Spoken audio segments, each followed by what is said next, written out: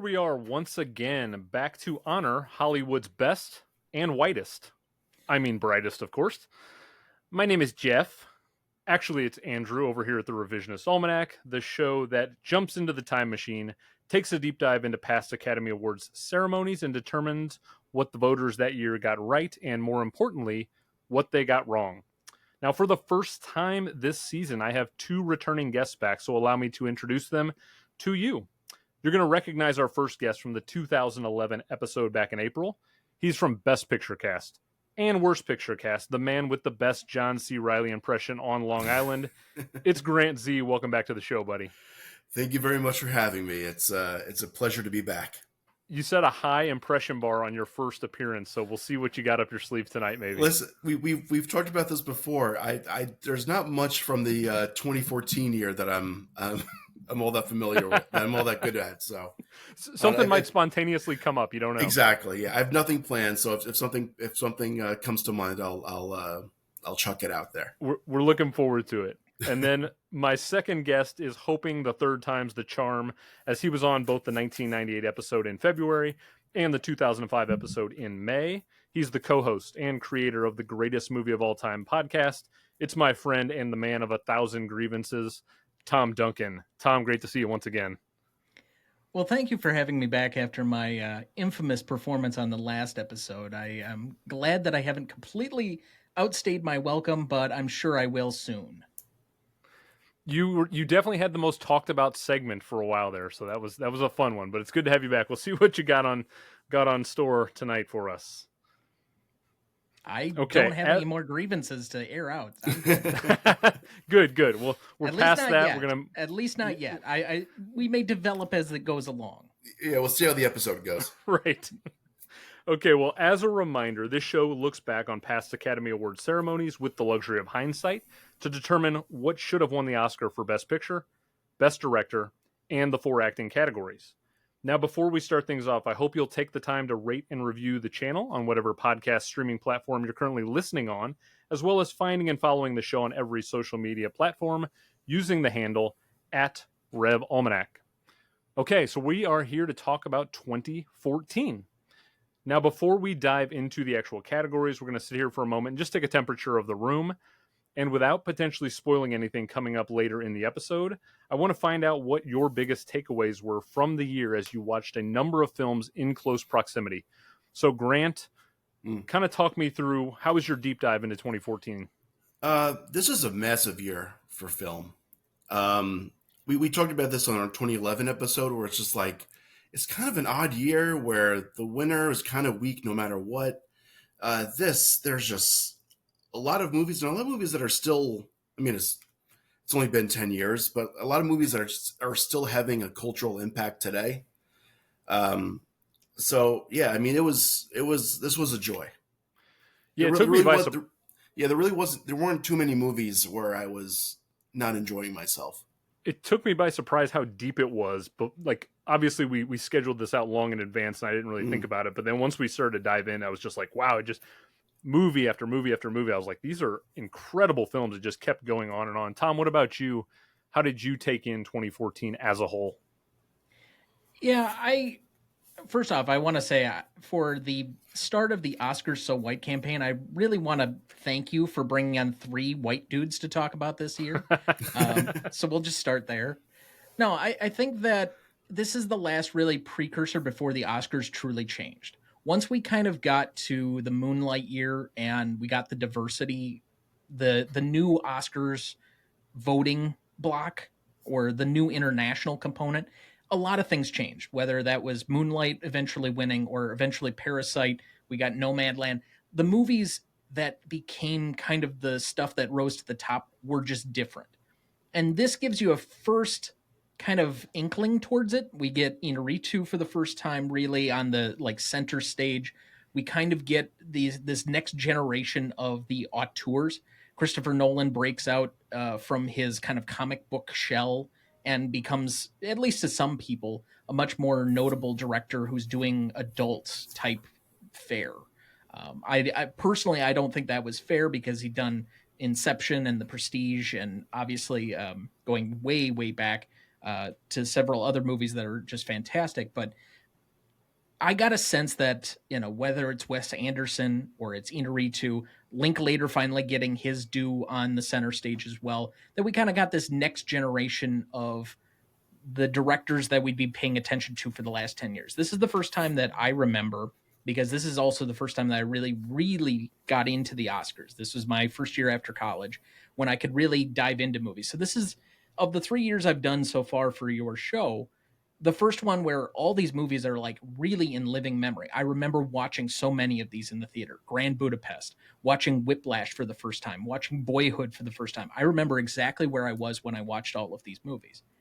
And so I agree with you that there's a ton of depth. My top 6, I would be fine with any one of them winning our vote at the end of this. Yeah. But there's a great group of films that I wish I could recognize, like 11 through 20, because this is just such a deep year.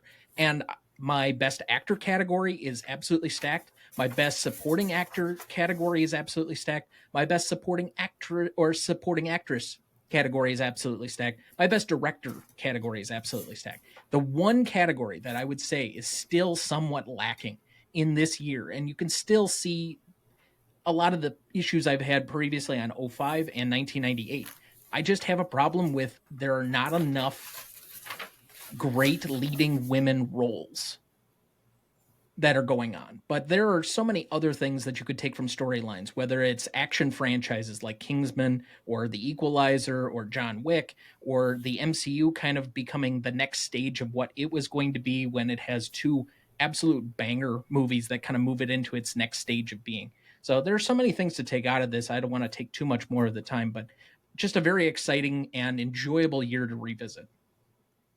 Yeah, my overwhelming adjective to use over and over and over was deep. It just felt like this was just like a treasure trove of, like, whether it was the big popcorn stuff, the Guardians of the Galaxy or Edge of Tomorrow, those things were great. Then I think a lot of the prestige films that we're going to be talking about probably in depth were all great. There were some excellent comedies, 22 Jump Street and some others and things like that. It was just like every genre was hitting on all cylinders in this particular year. And it's just one of those years I've seen people kind of in the last couple of weeks on social media talk about how stacked 2014 is again. And it's like people kind of forget. They look at 2010, they look at 2019 as sort of the big seminal years over the last 10 or 15 years. And I think 2014 has gotten lost in the shuffle. Hopefully we can bring that this year back into kind of relevancy, because I think it's up there among the best years in totality. I think I said it on the 05 episode, and I might have even said it on 1998. My theory that the odd-numbered decades tend to be the best ones, and usually in the middle of those decades is when you just get these absolute stacks or chunks. You just did 1994. We all know about 74 through 76 is just immense. But I think 14 through 16, we may not have recognized it when we were going through it, but you look back on it now, it is absolutely packed with really, really good films. Yeah, and we're doing 2015 in a couple of months, and I've already done all the prep for that, and like it's kind of right in line with 2014, where it's just absolutely loaded for like 40 or 50 films deep. It's just excellent stuff. Now, Tom, I do have a quick question specifically for you. Oh no! So during a recent Gmode episode in July, where you covered Forrest Gump, I thought you were going with something from Joey. Okay, all right. No. This is something that, as a listener, caught my ear, and I had to come to you for it. So you made a statement that's been running through my mind for a while now. You said the point of the Oscars is to get things wrong, which I find an interesting position to take. So for anyone that didn't listen to that episode, would you care to elaborate a little bit on your stance? Let me rephrase slightly. The Oscars is set up to fail. In the way that it's conducted, everything being within probably a couple of months span, we're talking about, especially with the backloading over the last 10 to 15 years of all of these films into quote-unquote awards season, that you're getting a 6-month window of what we think the best film is of the last 6 months. And to me, that is never going to give you the benefit of time that you need to appreciate certain things. I will say there are at least a good handful of movies on here that I'd seen before, but got a different appreciation for on the rewatch. And you're not going to get that with watching it one time, maybe twice on a what is it, a preview or a screener? That's the technical term.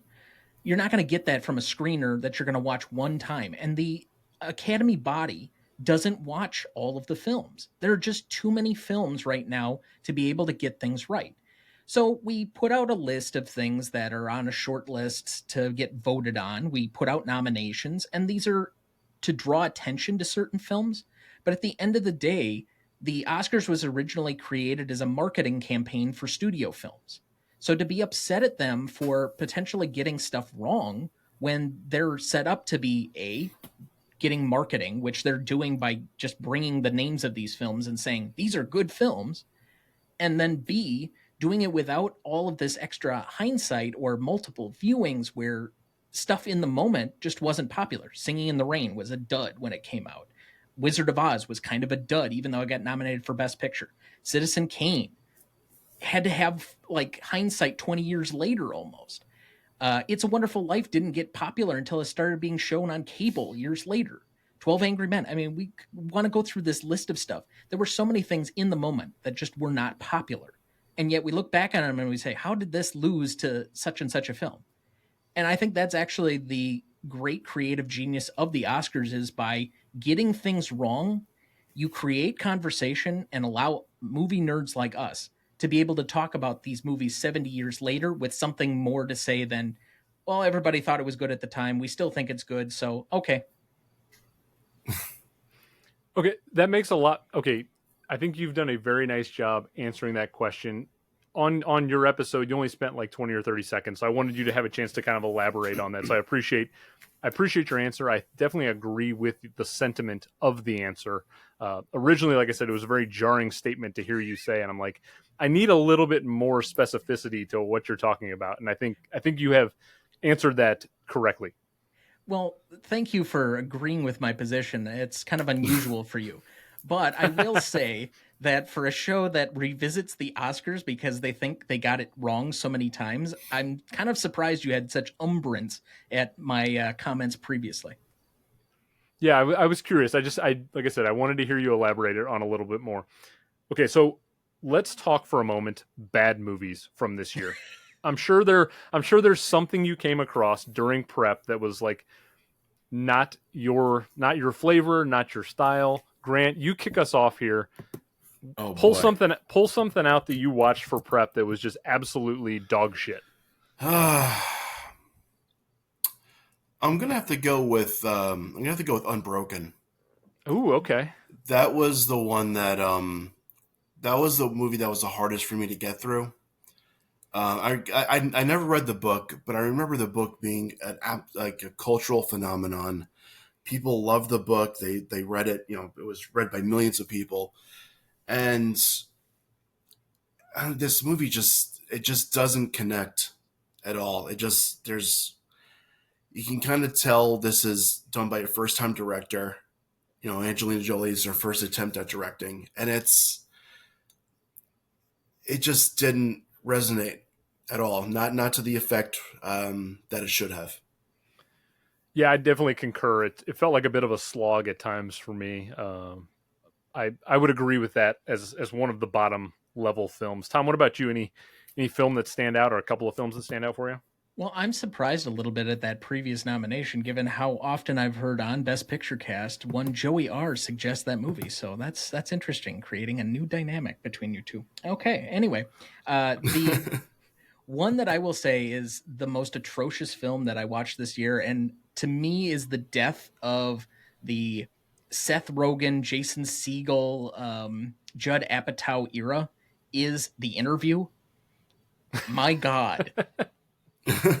That has to be one of the weirdest films I think I've ever seen. I thought This Is the End was weird enough, but The Interview just takes it on a whole new level, getting into geopolitics, and James Franco is like getting Eminem to confess that he's gay on camera. It was absurd. Thank God these films kind of died so that they just didn't get carte blanche to do this kind of stuff again. But my God, wow. Okay. I did not rewatch The Interview for prep. I don't know about you, Grant. I haven't. I saw it once when it first came on Netflix years ago. I remember liking it. I remember thinking it was funny. I mean, there would be no way in hell I'd watch it for this. Right. You know, I wouldn't want to give what's his name, Ken Park, a supporting actor nom. Was it Ken Park? Was he the one who played Kim Jong Un? Yeah, Randall Randall Park. Park. Yeah. Yeah. Yeah. Yeah, that one just.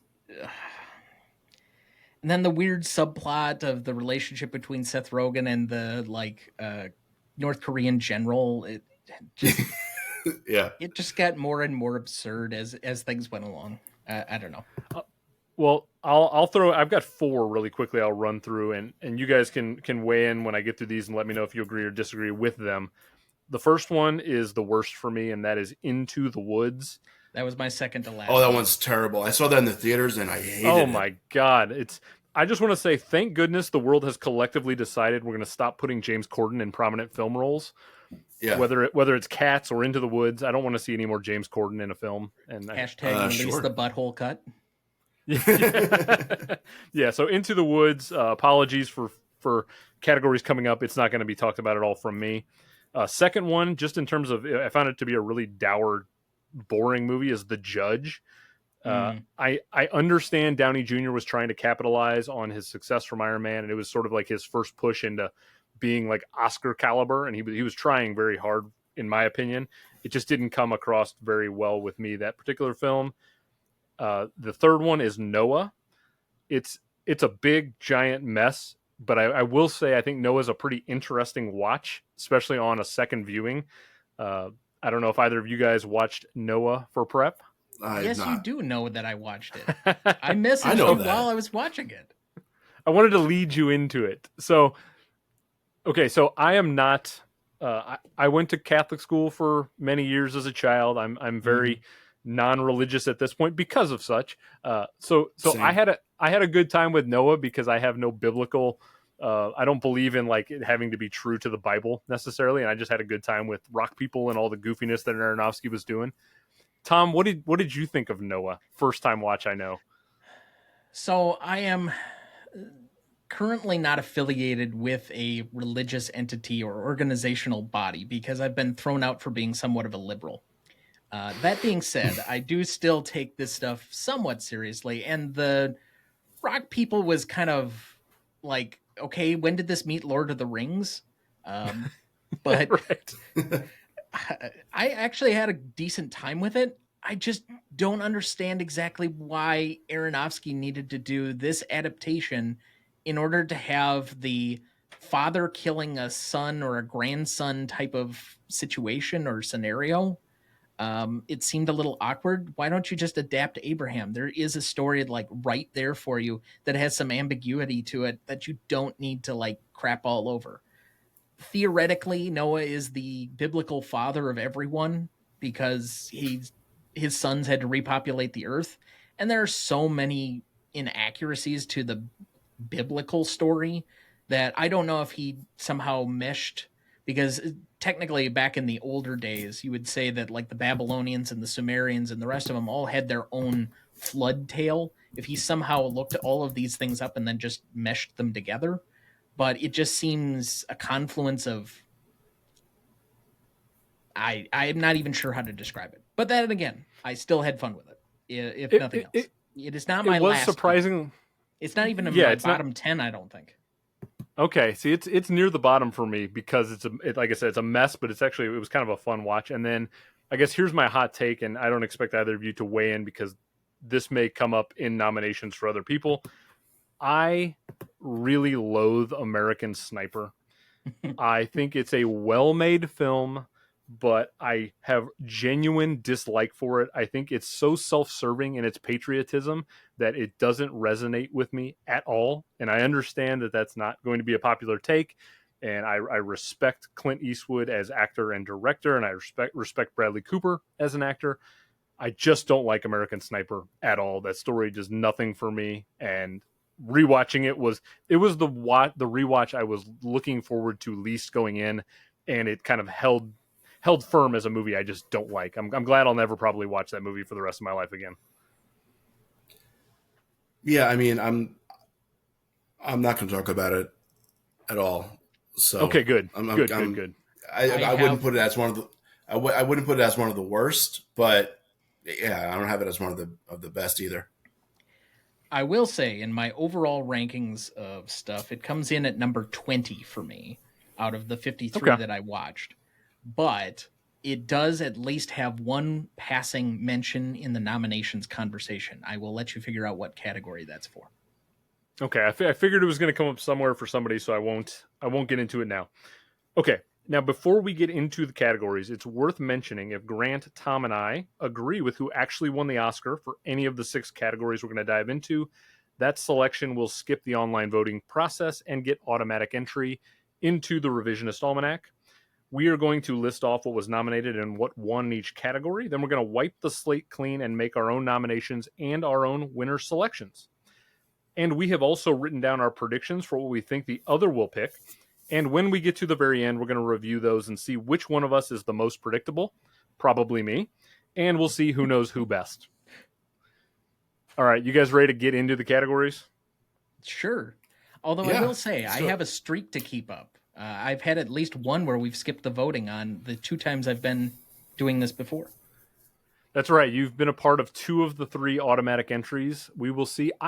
I'm going to put my money on at least one automatic entry and the 3 of us agreeing with the Academy somewhere. I'm going to guess that's going to happen. I think there's going to be one. At least one. Yeah, I think there's definitely going to be one. Then I got a prediction wrong because I thought there was a strong hint at one, and then I thought maybe one of you might send me a curveball just because of your love for a particular movie. But all right. We'll see. We'll see what happens. There might even be 2. I don't know. We'll see what happens. Ooh, I don't know about that. No? Okay. Well, let's get into the supporting actress category. So there were 5 proven and powerful women featured in this category. The actual nominees for 2014 were Emma Stone in Birdman, Keira Knightley in The Imitation Game, Meryl Streep in Into the Woods, Laura Dern in Wild, and winning the Oscar was Patricia Arquette in Boyhood. Now, you guys have both featured before, so you know how the game is played. Grant, your name comes first alphabetically, so let's start with you. Who do you have nominated, and who do you have winning in this category?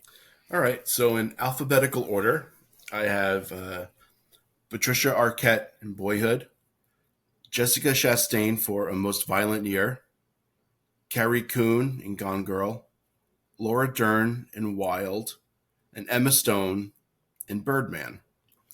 And I am giving the award to Emma Stone for Birdman. Okay, interesting. That is 1 for 1. So, Grant, what is it about Emma Stone in Birdman that puts her ahead of the other 4 that you listed off there? I think it's just I think she just creates a really great character, and it's a character that is both that is narcissistic but caring and unhinged, but she plays it all in a believable way. And I just think it would be a well-deserved Oscar win for her. The one nomination that you threw out that surprised me a little bit is Carrie Coon in Gone Girl. I don't know if I necessarily saw her getting all the way up there into the top 5. Anything particular? I liked her performance, and I figured it was not going to be addressed much on this podcast, so I just wanted to kind of just throw that out there as a a woman who's just battling all this shit with her brother and a psycho sister-in-law. Yeah, and I mean, for anyone who knows about Carrie Coon's a fantastic actress. I don't know if you've ever seen the show The Leftovers. She's phenomenal in that show. Just always cranking out great performances. So happy to see her get a nomination for sure. Season 3 of Fargo, she's exceptional. Probably unbelievable. One of the best parts of that entire season. But she was my first cut, so she's my number 6. Okay. Oh, wow. Okay. Well, Tom, let's segue over to you then. The amount of work that she's doing in Gone Girl, I think is impressive, because that could be a throwaway character in most movies, and she does the most that you possibly can do with being the supporting character. So she just missed out for one of your other nominations. So I guess since it's now tradition that we nominate these in alphabetical order as of last month, So my first one would be Jessica Chastain for A Most Violent Year. Number 2, I have Anne Hathaway for Interstellar. 3, I have, of course, I nominated 2 with S's, but Kristen Stewart for Still Alice. Number 4, then I have Emma Stone for Birdman. And finally, Renee Russo for Nightcrawler. I guess I did that out of order. R comes before S, but you'll forgive me. Anyway, because I have these ranked. And my winner, I have Renee Russo for Nightcrawler. Oh, wow. Okay. I had a feeling that was a potential. That's not who I had you. That's not who I picked you to have, but she was very much in the running for who I thought Tom was going to lead towards. What about Renee Russo kind of took the spot for you? So all of the things, I think I described this movie to you when I got done watching it as Taxi Driver meets Network crossed with Fast and Furious. And I don't know what it is about this movie that I just found exceptional. The fact that I'd gone 10 years and I hadn't seen it before. So this was a true first watch for me. And I know this has been something that's like on top of a bunch of people's watch lists from this particular year. But when I compare it to Network, I have been on record saying that I am not a Faye Dunaway fan. I don't find her particularly likable, especially in Network. Renee Russo plays a very similar character, but I think much better because she's a lot more hesitant into this world, but she's also ruthless without being dislikable, or unlikable, I guess is the right word. And there's a lot that it could have been carried over into somebody who's just kind of shrew-like and very overdramatic with the entire purpose. But I thought she matches Gyllenhaal exceptionally well and raises his performance. Much like I think another nomination that's coming in a different category for you, Andrew. I feel there are 2 really good supporting characters in this that really play well with the lead instead of just simply being an aid to Gyllenhaal. Mm-hmm. It's a very composite movie between 3 primary characters.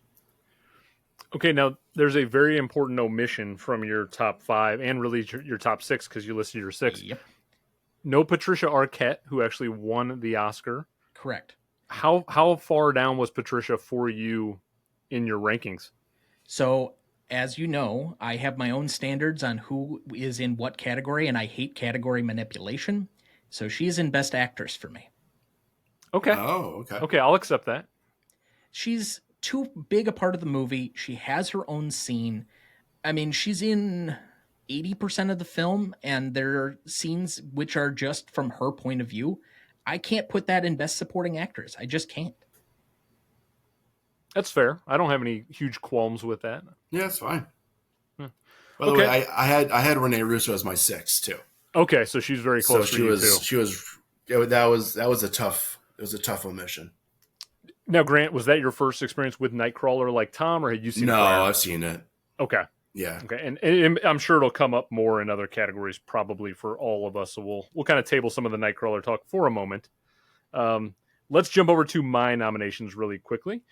So in alphabetical order by the film, I have Emma Stone in Birdman with my first nomination. Love Emma, love everything she does. I've got Patricia Arquette in Boyhood. I've got Jessica Chastain, but for Interstellar, not for A Most Violent Year. Really love Jessica Chastain in both performances. I just favored Interstellar personally. I've got Renee Russo in Nightcrawler, who I adore in that film. And then I've got Laura Dern, but not for Wild, which she was nominated for. I've actually got her for 99 Homes, which is not a film a lot of people have seen, but I love 99 Homes, and I love Laura Dern in that picture. And for this episode, the Academy and I, rarely do we do this, but we're going to start off on good terms.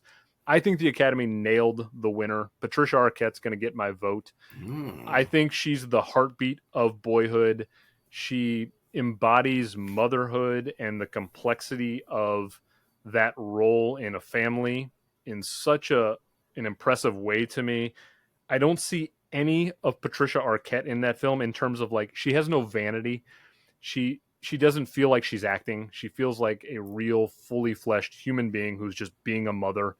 It's impressive to me every time I watch it. I I connect with her character the most, and the evolution she goes on through that film. And by the time you get to the end and she's sort of having that moment of like her whole life has passed her by with her kids and everything, it connects with me in a really powerful way every single time. I love it. I think the Academy was spot on. So I've got Patricia Arquette getting my win. Okay, so you guys have listed your number 6. My number 6 was Keira Knightley for The Imitation Game. I don't care for The Imitation Game much at all, but I think Keira Knightley is about the only redeemable part of that movie personally. Any other shout outs you guys have for some just below the cuts? I'll let you go. I Keira Knightley also, but that's basically it. A couple of them that just missed for me. I think Olivia Colman is great in Locke, even as just a voice over the phone.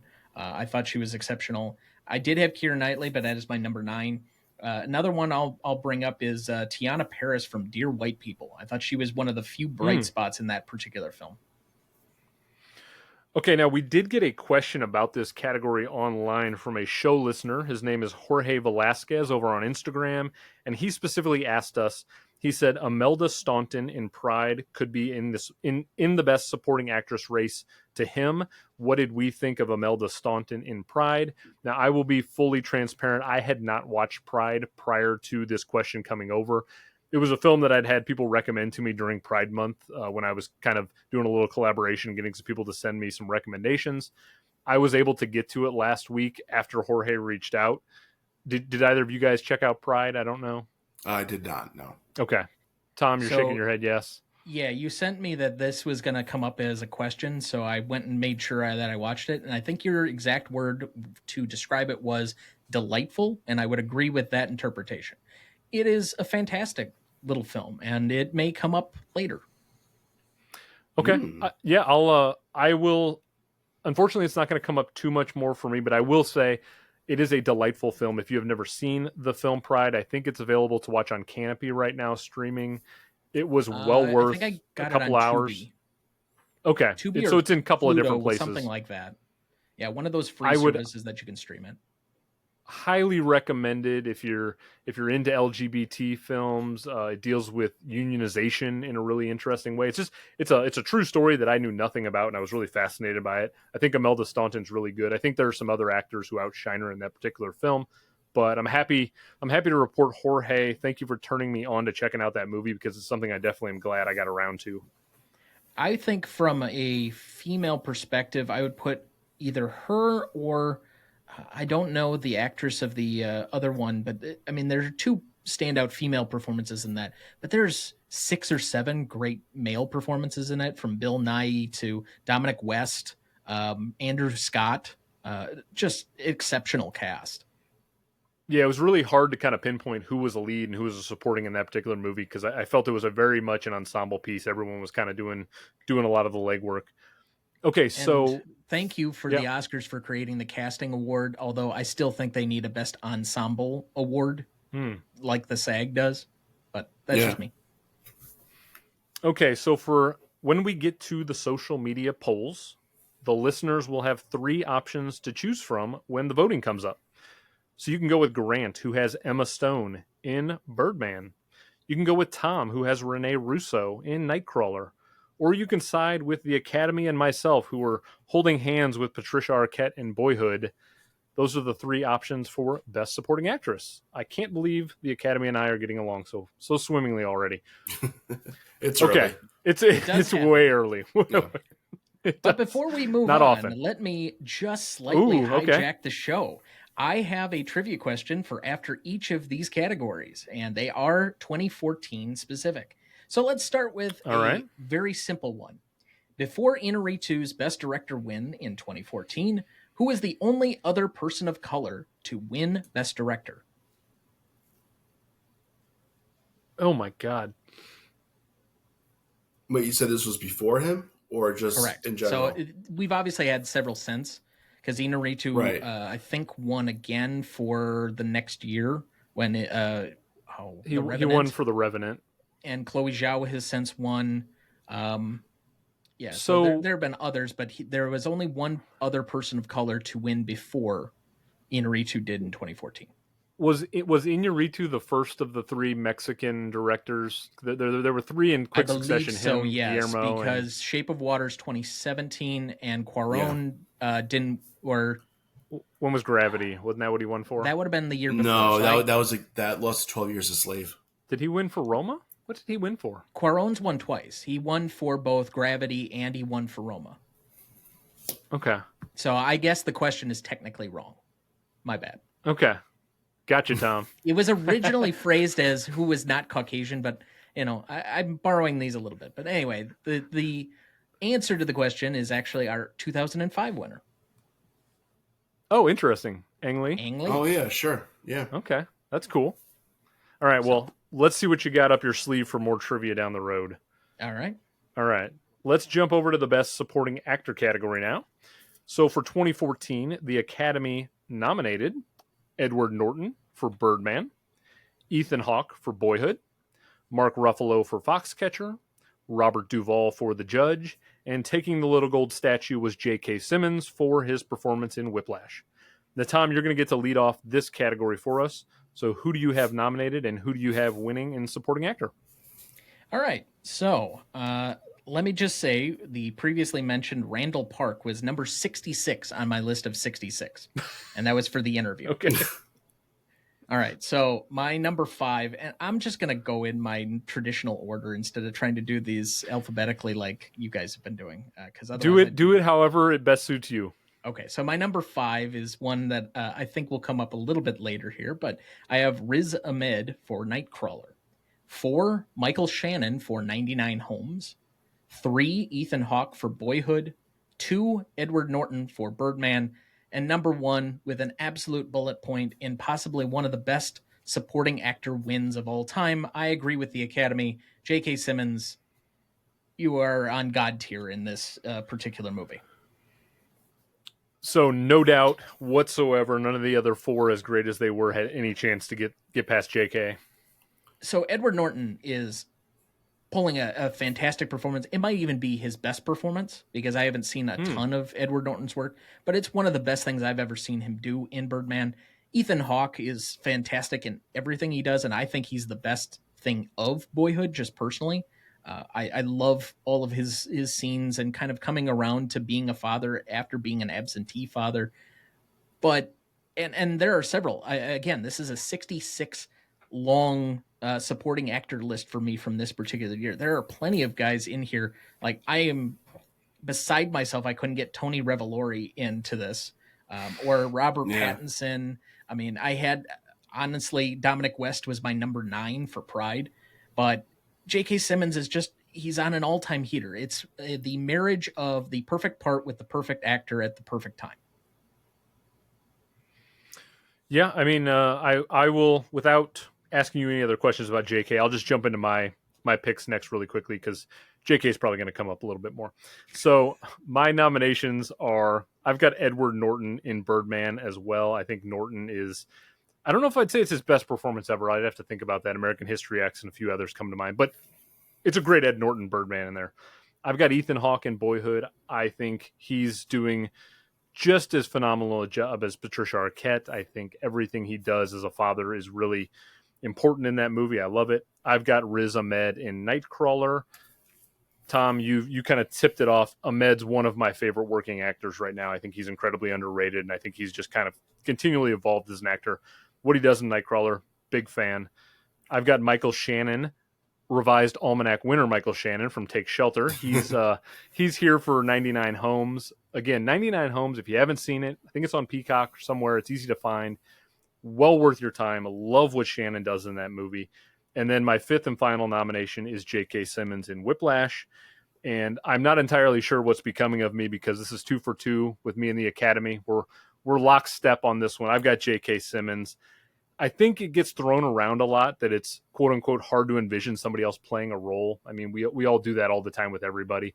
I think this is one of those cases though. I can't picture anyone else playing this character. It feels so unique to J.K. Simmons and what he does. I think he's got a really good range from comedic acting to dramatic acting over his career. And this one is so intimidating and intense. And I don't know, it really stunned me the first time I saw it. it hasn't dissipated one tiny bit. And I've probably seen this movie a dozen times at this point. It's phenomenal. It's an acting masterclass. I love it. J.K. Simmons definitely gets my pick. So Grant, some pressure's on you now. Oh boy. If you pick J.K. Simmons, he gets an automatic entry, or you can throw somebody else out there and we'll take this to a social media vote. So why don't you give us your nominees and your winner? All right. Here are my nominees for Best Supporting Actor. I'm going with Riz Ahmed for Nightcrawler. Adam, I know you just shit on this movie, but I'm going to go with Robert Duvall in The Judge. Ed Norton in Birdman. Here's a curveball. Tyler Perry for Gone Girl. And these guys are all runners up to J.K. Simmons. This was by far the most clear winner. It's such an incredible performance. It's such like a force of nature. It's great. Yeah, that's a great way to describe it. Force of nature. I mean, it's unbelievable. It's hard to like put into words what he's doing in this movie. It's pretty breathtaking for sure. Yeah, it's incredible. Andrew, you and I had all 5 nominees and the same winner. That is wild. And so this means JK is now the 4th automatic entry into the Almanac. He follows Natalie Portman for Black Swan, Steven Spielberg for Saving Private Ryan. Tom's got 3 fingers up right there. Yeah, well deserved for JK. Third time that Tom and I have agreed to an automatic on his 3 appearances. Well, let's just say, if we even put it to a Twitter vote, Instagram vote, whatever else, this is by far the number 1 performance of any of these in any category that I think everybody remembers. So to me, from the film Twitter, this would be an overwhelming win if anything else would bother to go up against it. Yeah, for sure. For sure. Yeah, 100%. Now, I don't know if you guys did this. Every time we do an episode, I go back and I rewatch all the speeches and everything. I just like to go back and kind of like get a sense of history. JK had a great speech. It's one of the all-time great Academy speeches, in my opinion, because it's very earnest, and he's talking about calling your mom, calling your dad, don't text them, don't email them. It's a really beautiful speech. So I'd recommend people go back and check out JK's speech from this year. It's one of the better speeches where he doesn't spend too much time, thanking his agent and this, that, and the other. He says something important, which I appreciated for sure. He won an Oscar. Bum, ba-da, bum, bum, bum, bum. Okay, so we actually have a question specifically to J.K. Simmons. I think a lot of people online expected J.K. to win out. So question Queen Heather Stewart, our good friend over on Twitter and on Instagram, yes. She asked us, is Fletcher one of the greatest villain roles to ever be awarded an Oscars win? I know that's putting a lot of historical context in there, and I'm throwing this at you guys. You have no time to prep for it, so if you want to think for a second, I've got some options if you want to jump in. I think his performance is so good, it's not villainous. So you're debating the idea of villainy. Okay. Yeah, I truly am, because I think he does make a good point about exceptionalism. And this will come up later. This is the best sports movie, because he is the coach that is driving and demanding every possible ounce of your effort and ability to get what's supposedly the best out of you. He is insane, but is he truly a villain, or is he, like, in his own mind, correct? I don't know if he represents evil. I think he represents toxicity. So if you say that's villainous, I mean, you can be a villain without being evil. True. I mean, not everybody's Hannibal Lecter. He's clearly the antagonist, but what I say he's a villain, I don't know. He's kind of in the same boat. Like when Heather threw this question out to me, the first name that came to mind was Louise Fletcher in One Flew Over the Cuckoo's Nest, which I think is one of the all-time great Oscars wins. And she's kind of also like this character. Yeah. She's not like, you can see her as not like a full-on villain. Like there's at times, I think Jack Nicholson's the worst character in Cuckoo's Nest. Oh, he's definitely the villain sometimes. Yeah. Right. But like everyone sort of like looks at Louise Fletcher's character as the villain role, if you will. So I think that's kind of where JK falls in the historical context for me. Yeah. I mean, we see him have lighter moments. Like he's off stage doing other things, he is a normal human being. So it's hard for me to look at him as full villainy when you see these other sides of him too. That almost like makes it worse for me, Yeah. knowing that like he has the capacity to be a compassionate person, and yet he chooses to be a complete monster to Wiles Teller and the other kids. No, it's definitely I wouldn't like consider him like a capital V villain, but in the terms of the movie, he's definitely the adversarial role. So I mean, I think he's definitely up there. If I had to put like a Mount Rushmore of Oscar-winning villains, he's on there. So, to respect the question, since I kind of took it into left field a bit, I will say of the villains that have probably won an Oscar, he's easily in the camp with Hans Landa and the Joker by Heath Ledger. Yeah. Like all three of those within the span of like 6 or 7 years are just exceptional supporting actor wins. Yeah, Hans Landa's a great call. Yep. I have 6 written down here. I've got Louise Fletcher as Nurse Ratched. I've got Anthony Hopkins as Hannibal Lecter, obviously. Sure. Kevin Spacey as Kaiser Soze and The Usual Suspects is one of those great sort of all-time villains. And then, like you guys have mentioned, 07, 08, 09, 3 years in a row, you had Javier Bardem as Anton Chigurh. Yeah. Oh gosh. Then you had Heath Ledger as the Joker, and then you had Christoph Waltz as Landa. That's like a bam, bam, bam of like 3 straight villains winning Academy Awards. That's pretty hard to top. Bardem might be my favorite. Yeah. That may be my favorite. The only ones you didn't mention that are like high up on most Film Bros lists, and I have to shout them out just for the sake of it here. Hans Gruber got to make an appearance, and Darth Vader. But other than that, Even though they didn't win Oscars? well, we didn't. Was the question specifically about those who won Oscars? Yeah, it was. Specifically Oscar Oh, winners, okay. yeah. Then I missed that. I'm sorry. That's okay. That's okay, Tom. Okay, so we do have an... I'm leaving it. Okay, so we have one more question for this category specifically, and it comes from our good old friend Adam St. John over at 1001 by 1 and Below Freezing. So Adam St. John asked us. He asked us, give me your thoughts on Love and Mercy. He says he really loves that film and he thinks John Cusack should have been nominated for supporting actor. Now, again, just like Pride, I did not go back and rewatch Love and Mercy prior to Adam mentioning this. And so, for the sake of it, I went back and I rewatched it again. I like John Cusack a lot in the film, but I actually prefer Paul Dano's performance and his character more. And even though I think Paul Dano's a lead versus Cusack, who I think does categorize as a supporting, I don't know. I like Love and Mercy, and I'm a Beach Boys fan, and I appreciate the way it sort of portrayed that character, that person. It was an interesting film, but it's not one of my favorites from that year. I don't know about you guys. So I watched it knowing that we had this question so that I could adequately prepare, but it would not have been in my normal watch list had this question not come up. I like John Cusack as an actor, but I am terrible at judging, especially subtle performances. Like the obviously showy ones like J.K. Simmons, I get a lot more out of because I know exactly what they're doing on screen and I can kind of tell when they're dialing it up a little bit. This one's a little bit harder and much more nuanced for me to be able to probably understand in the way that our actor teacher probably does.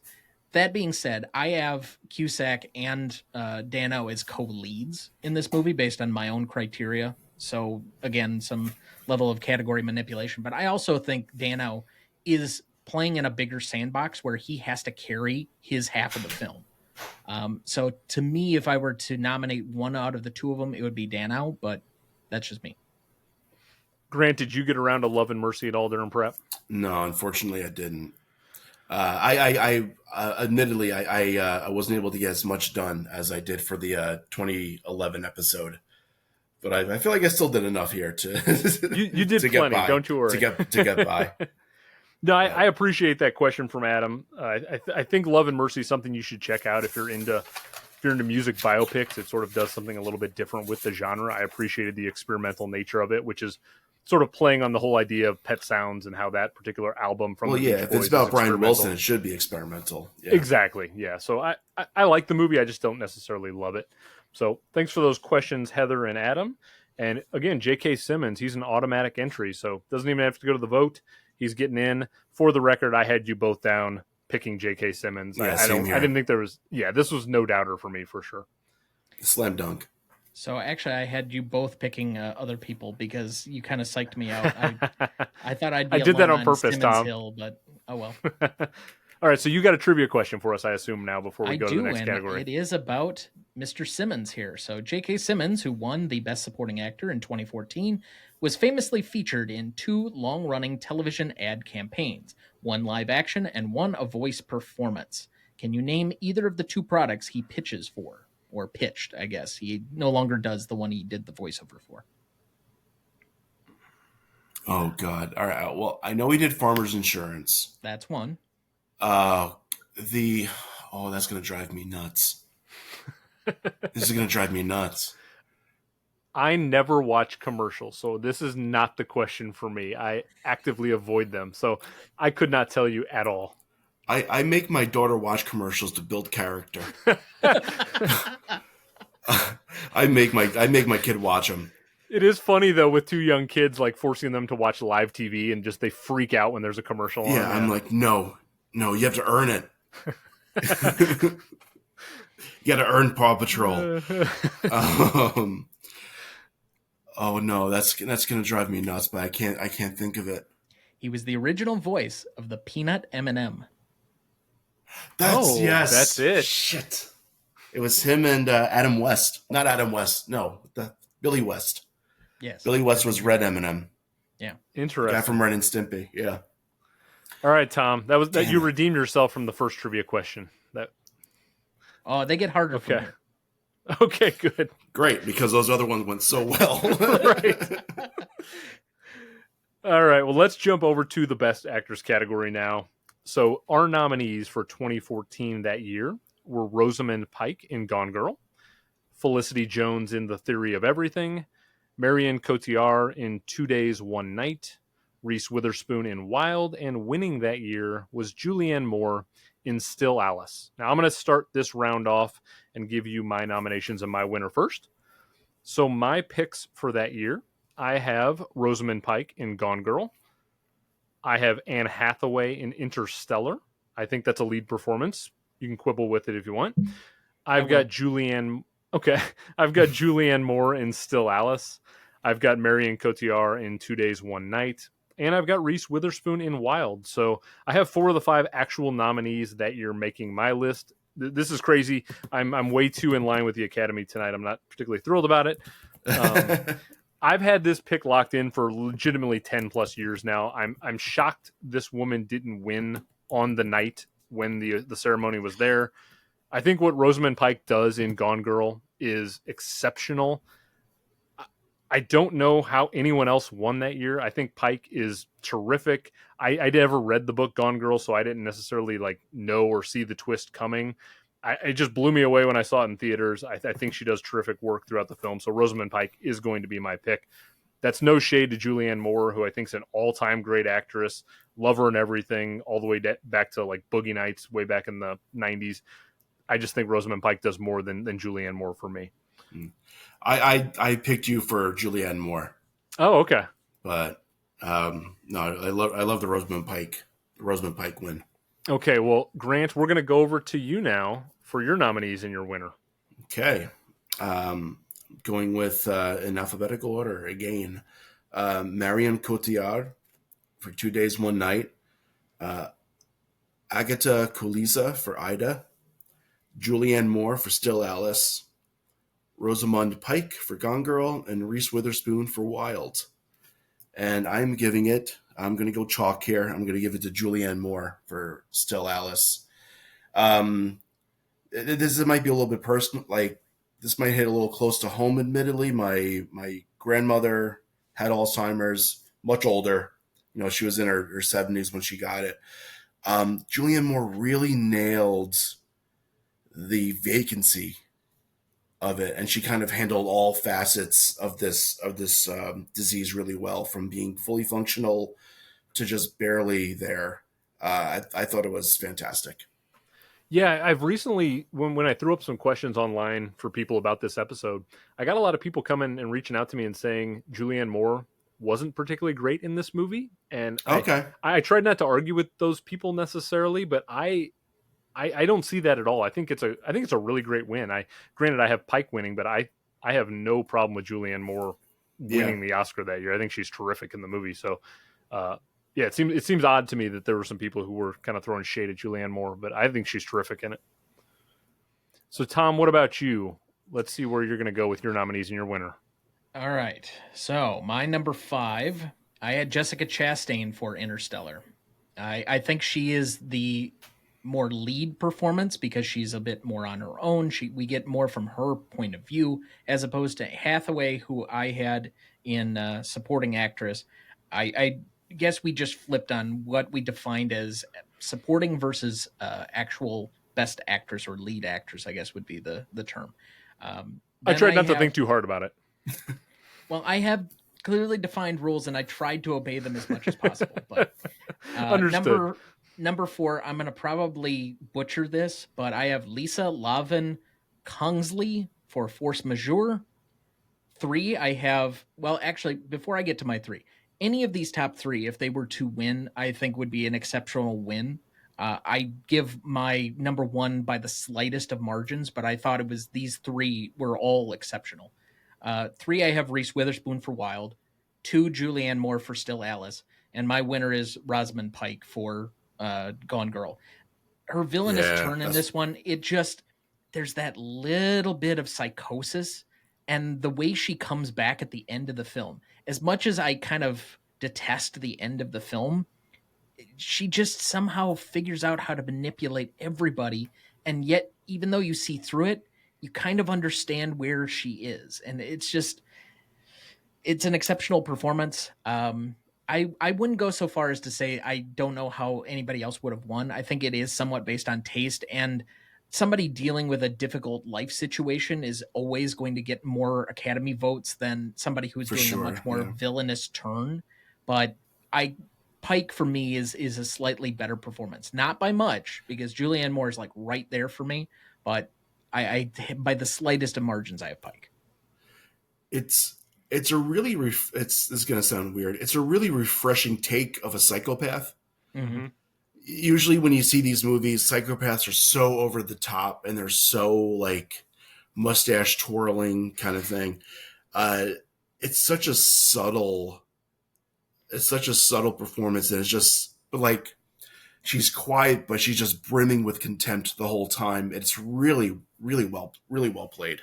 Well, and I think it really marries who she's been traditionally as an actress. Like, I don't particularly like her in most other movies, but the meticulous nature very much reminds me of kind of Dexter in how she's organized. Okay. She has all these like rules set out. She's following this very regimented schedule. And so it makes her somewhat approachable and likable, that she's kind of, it's this married couple who is in the doldrums, and that's really what I take out of the film, is they're trying to figure out how to find that spark again, which I'm not married, and maybe I don't understand this as well as anybody else, but or that has been married, but there gets to be that 7-year itch point in time, and she seems to be going through it. Now, she takes it in a completely different way than most people would. Most people just have an affair. She's trying to frame her husband and run away, but I get it. And then you add on the pressure of like this weird childhood stardom where her parents place her on this weird pedestal where she's got to be a public figure but not a public figure. That would drive most people mad. So marry a kind of child star with this real life situation, she becomes somewhat human, even though she is the most despicable woman, I think, in film history. It's such a great film. Like, I'm glad you pointed out, Grant. Like, it's such a different role that a lot of females were kind of being given at that time. I just think it's kind of a punk rock role. Like, she's just a badass character. Like, I even though she's obviously villainous, it's just a fun. She's chewing scenery and she's having a lot of fun with it. I love that role. I do want to quickly say, and I'm glad we we all three had her as a nomination. Tom, you and I on the 2005 episode took away Reese Witherspoon's actual win and gave it to somebody else. I think Reese Witherspoon does more in Wild than she did in Walk the Line. I think it's a really underrated performance from Reese Witherspoon. I hadn't seen the movie since 2014, and it kind of like it caught my attention, and I was really impressed by it in a way I don't remember it being 10 years ago. So I want to take a moment to say Reese Witherspoon, love what she does in Wild. Really, really brave, tough role. And I think this is one of the first ones she did with her own production company when she just didn't like the roles that she was being given. So I'm impressed by, given her kind of good girl next door kind of demeanor that we've gotten through, somewhat set by doing Legally Blonde and then doing the Walk the Line, for which she got her Oscar. She'd kind of been typecast a little bit. And this is such against type as a very desperate person going through some very despairing times. I didn't really realize until like way late in the movie that this was an autobiographical type of movie that was based on the book. So it gets to the nature of what somebody's going through in a way that I guess I hadn't appreciated before. And I think she does a fantastic job making that believable. All the pain and despair from every part of her life. It just seems realistic. Yeah, Grant, you want to speak to Reese Witherspoon at all? I know you had her in the nominations. Yeah, no, I mean, I echo everything that Tom said. It's a really wonderful performance, and it's very much against type, quote unquote, against type for Reese Witherspoon. It was, just completely in this this turmoil that she was in, this depression that she was trying to, fight her way out of. It was great. I appreciate that both of you guys went kind of off the board with a couple of your nominations. Grant, you had I'm not even going to I'm not going to butcher her name, but the lead actress in Ida, which I think was a great performance. And then Tom, you went with Kingsley from Force Majeure, which I think is a really great performance. I'll throw out another one that she just kind of fell below the line, but I appreciated what she did a lot. Her name's Essie Davis, and she's the lead actress in the horror film The Babadook. She plays the mother character. I really love great horror performances. I just saw one over the weekend seeing the movie Longlegs. And anytime I see like a really cool horror performance and somebody doing something I appreciate. And I thought Essie Davis did a really good job. Do you guys want to pull anybody else that was kind of below your cut line that you wanted to shout out really quickly? I also have the other Agatha from Ida. But that last name, I'm of Polish heritage, and I can't even attempt that. It's Shrebushkowska, something like that. She was great too, but I just didn't have enough. Not enough here to put her over the top. Tom, what about you? Anybody that kind of just fell below the line? Well, since we mentioned her before, Patricia Arquette is my number 7 in this category. She just got pushed out by a couple of others. My number 6 is going to be kind of a weird one because I'm sure it's an afterthought for most people. Most people will probably perceive it as being somewhat of a Disney kind of film, but I have Shailene Woodley for The Fault in Our Stars. For whatever reason, that movie hit me just right. And that was one I did not rewatch for prep. Well, of course not, because it has Ansel Elgort, who's apparently the bane of your existence. But I appreciate he's a charisma vacuum. He sucks all the charisma. He is great in that movie. Makes it go away. I don't care what you say. Yeah, whatever. Okay, so Tom, we're going to go to you for a trivia question before we wrap up this category. But again, for the online vote, you're going to have 2 options for this. You can either side with Tom and myself. We both got Rosamund Pike in Gone Girl. And then Grant and the Academy have both sided together with Julianne Moore in Still Alice. So a couple of really good options there for the online vote. Tom, what do you got for trivia for actress? All right. So it is not actress specific, but which of this year's acting nominees had no speaking lines in his or her film debut in a named role? That debut performance came in a film nominated for Best Picture. That was a lot to take in, Tom. Hold on a second. Hit me If you with need it me to one give you more the time. category that he was nominated in for 2014 to give you a hint, but I'll let you stew on it for a minute. Okay, can you read that question back one more Yeah. time for me? Okay. So, and I can rephrase it potentially too, but which of this year's Okay. acting nominees had no speaking lines in his or her film debut in a named role? So it did appear in the credits, both their name and the name of the character. And that debut performance came in a film that was nominated for Best Picture. So it's one of the 20 that were nominated this year. Jesus Christ. And it only gets harder from here. Okay. I mean, I'm just kind of looking at the nominees, and I'm just going to throw out a total shot in the dark guess and say Steve Carell. Okay. Grant, do you want to take a guess? I have no idea. I still don't know if I understand the question. Okay. I'm gonna. All right. So a person that was nominated for actor or actress this year, their first role was as a non-speaking credited, part, but it was non-speaking credited. role. Correct. And it was in a Best Picture nominated movie. Correct. Damn. All right, I will give you the category. I'm gonna go with Benedict Cumberbatch. I was gonna change my pick to Cumberbatch for doing some sort of crazy voice, like Smaug or something. No, that would still be a speaking role, though. So, Yeah, right. okay. What do you got? The hint I will give you is the category is Best Supporting Actor. So one of those 5. Jesus. His first role. Yep, first film role. I mean, it can't. There's no. Jesus. Okay. Duvall? I'm gonna go with Robert Duvall. That is correct. Now, do you know the movie? Yeah. Oh no, I have no clue. No clue. It is as Boo Radley in To Kill a Mockingbird. Oh, interesting. Okay. Wow. Okay. Yeah, I forgot he doesn't have any dialogue in that. What year was that? Like 1962. No, That was the Lawrence of Arabia year. Yep. Okay. Gregory Peck, as Kieran likes to say, stole. He's walking around with his Oscar. Yeah. Yeah. Well, I'm terrified to see what. Yes. I have no idea what these other 3 questions are going to be, Tom. If that was your third hardest or fourth hardest, Jesus.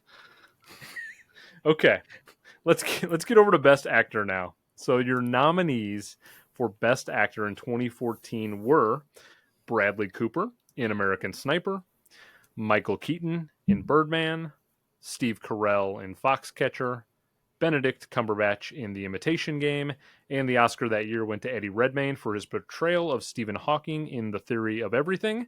Now, our friend Heather Stewart again noted she thinks there are at least 2 glaring and unforgivable omissions in this category.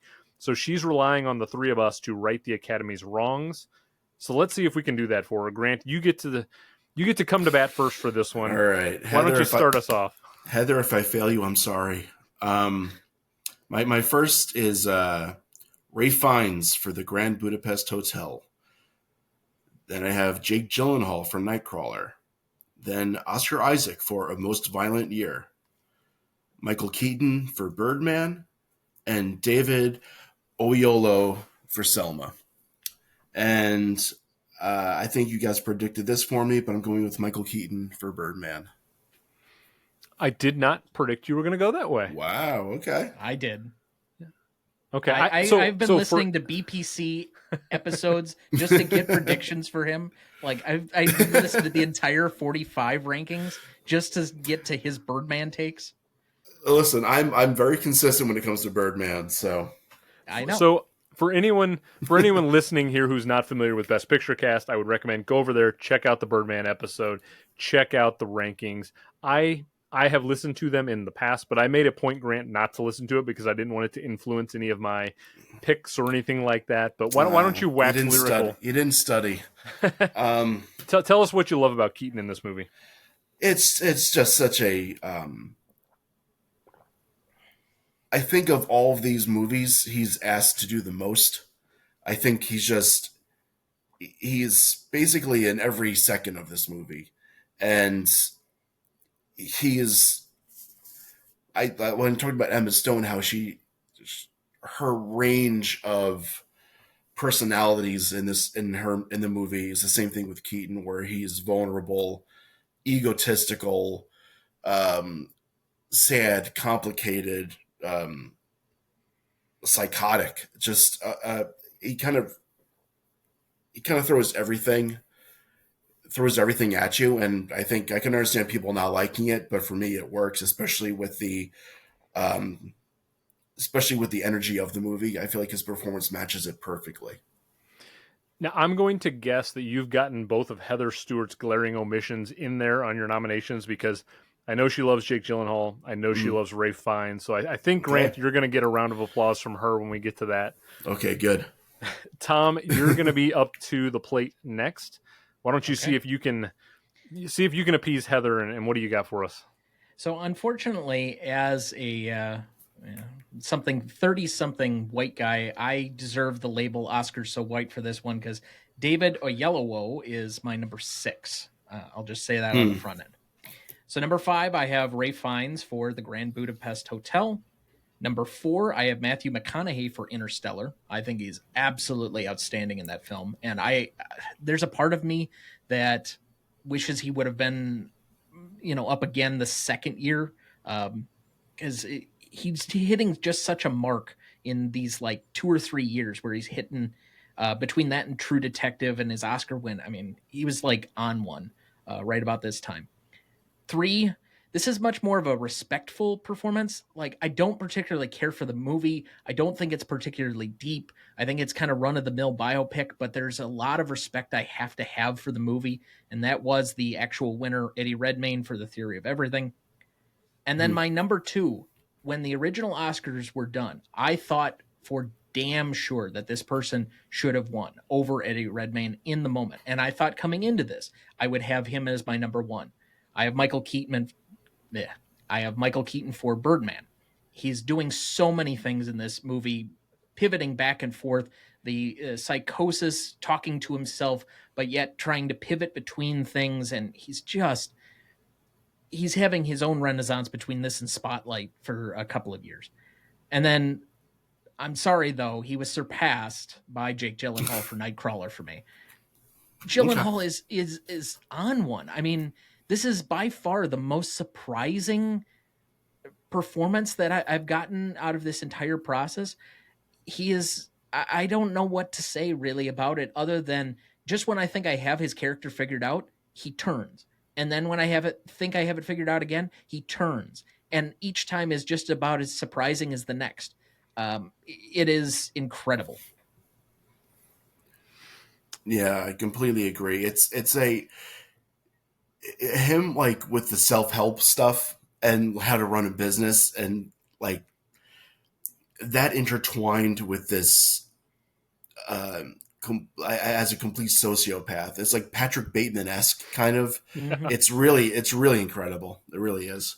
He is going through so many stages through the journey of this character that I did not expect. When you start the movie, you think he's just some kind of grifter that is kind of dumb and he doesn't actually know what he's doing. He's trying to sell himself, and maybe if he gets his foot in the door somewhere. So I thought this was going to be kind of like a desperation movie, similar to kind of like how Wild went. And yet as it gravitates along, he somehow gets his foot in the door and then starts assuming power. Then he gets a grasp of power and he takes full control of the entire process of what he's doing. And then by the end of it, he's just psychotic. I don't want to spoil it for anybody if you haven't seen it, but my God, it's just, he surprised me one after the next with every decision he's making in the movie. And it's outstanding. Yeah. Yeah. It's great. I had a feeling you were going to go that way, Tom, after we had briefly chatted a little bit about Nightcrawler after you saw it for the first time. So I'm happy that it resonated really well with you. So let's go over to my picks really quickly, and we'll talk about some more stuff afterwards. So my first nomination for 2014 Best Actor is going to go to Michael Keaton in Birdman. Love everything Keaton does in Birdman. Like Grant said, that's kind of a one-man show. Everyone else around him's doing a lot of stuff, but Keaton's front and center. He's in every ounce of that movie. Next nomination is going to go to Ralph Fiennes in the Grand Budapest Hotel. Love what Fiennes does in that film. My third nomination is going to be a little bit of a wild card. It's going to be Joaquin Phoenix in Paul Thomas Anderson's Inherent Vice.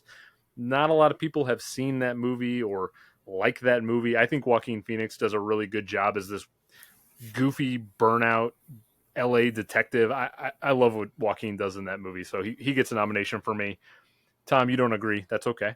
I mean, I like him in the movie, but it's such an odd movie to try and grasp. And for about the first third of the movie, I'm like, this is probably the most enjoyable experience I've had with a Paul Thomas Anderson movie. And the further on it goes, it loses the plot. It's so complex for the sake of complexity. Yeah. And, I don't understand exactly what his character is or what it's supposed to do. Is it a commentary on other detective novels? Is it a commentary on the 60s and kind of this era of communal living and free love? I don't know. I have no idea what to take of the film. And by extension, then I have no idea what to invest in that character. So he's my number 23. If you were going to go with an oddball, you're going down the list. I mean, so I have seen this movie maybe 4 or 5 times now. The first time I saw it, I found it incoherent, and it was my least favorite PTA movie. Didn't understand it. I feel like I've unlocked something in it after 4 or 5 watches. I really love it. It's one of those movies I just kind of turn on and just casually watch in and out. I just have a good time with it, as most PTA movies do for me. I feel like they're movies that I can just like pop on and kind of get soaked into it. Yeah. Nothing says selling a film like you're going to hate it the first time. About the 4th or 5th rewatch. And this movie's also like 2.5 hours long too. Yes, so it's like, you spend like 10 hours watching it and you'll be fine. And it's all good from there. Yeah. You might figure it out after 10 hours. Yeah. Yeah. I align more with Tom than I do with you on Inherent Vice. And I like Paul Thomas Anderson. It just didn't work for me. And like I said, I know it's a total curveball pick, and that's okay. 4th nomination is going to go to Matthew McConaughey for Interstellar. Tom, you said it best. I can't really say it any more eloquently than that. I think the scene specifically when he's watching all the videotapes from his kids, like that's the moment there for me where it breaks me every time.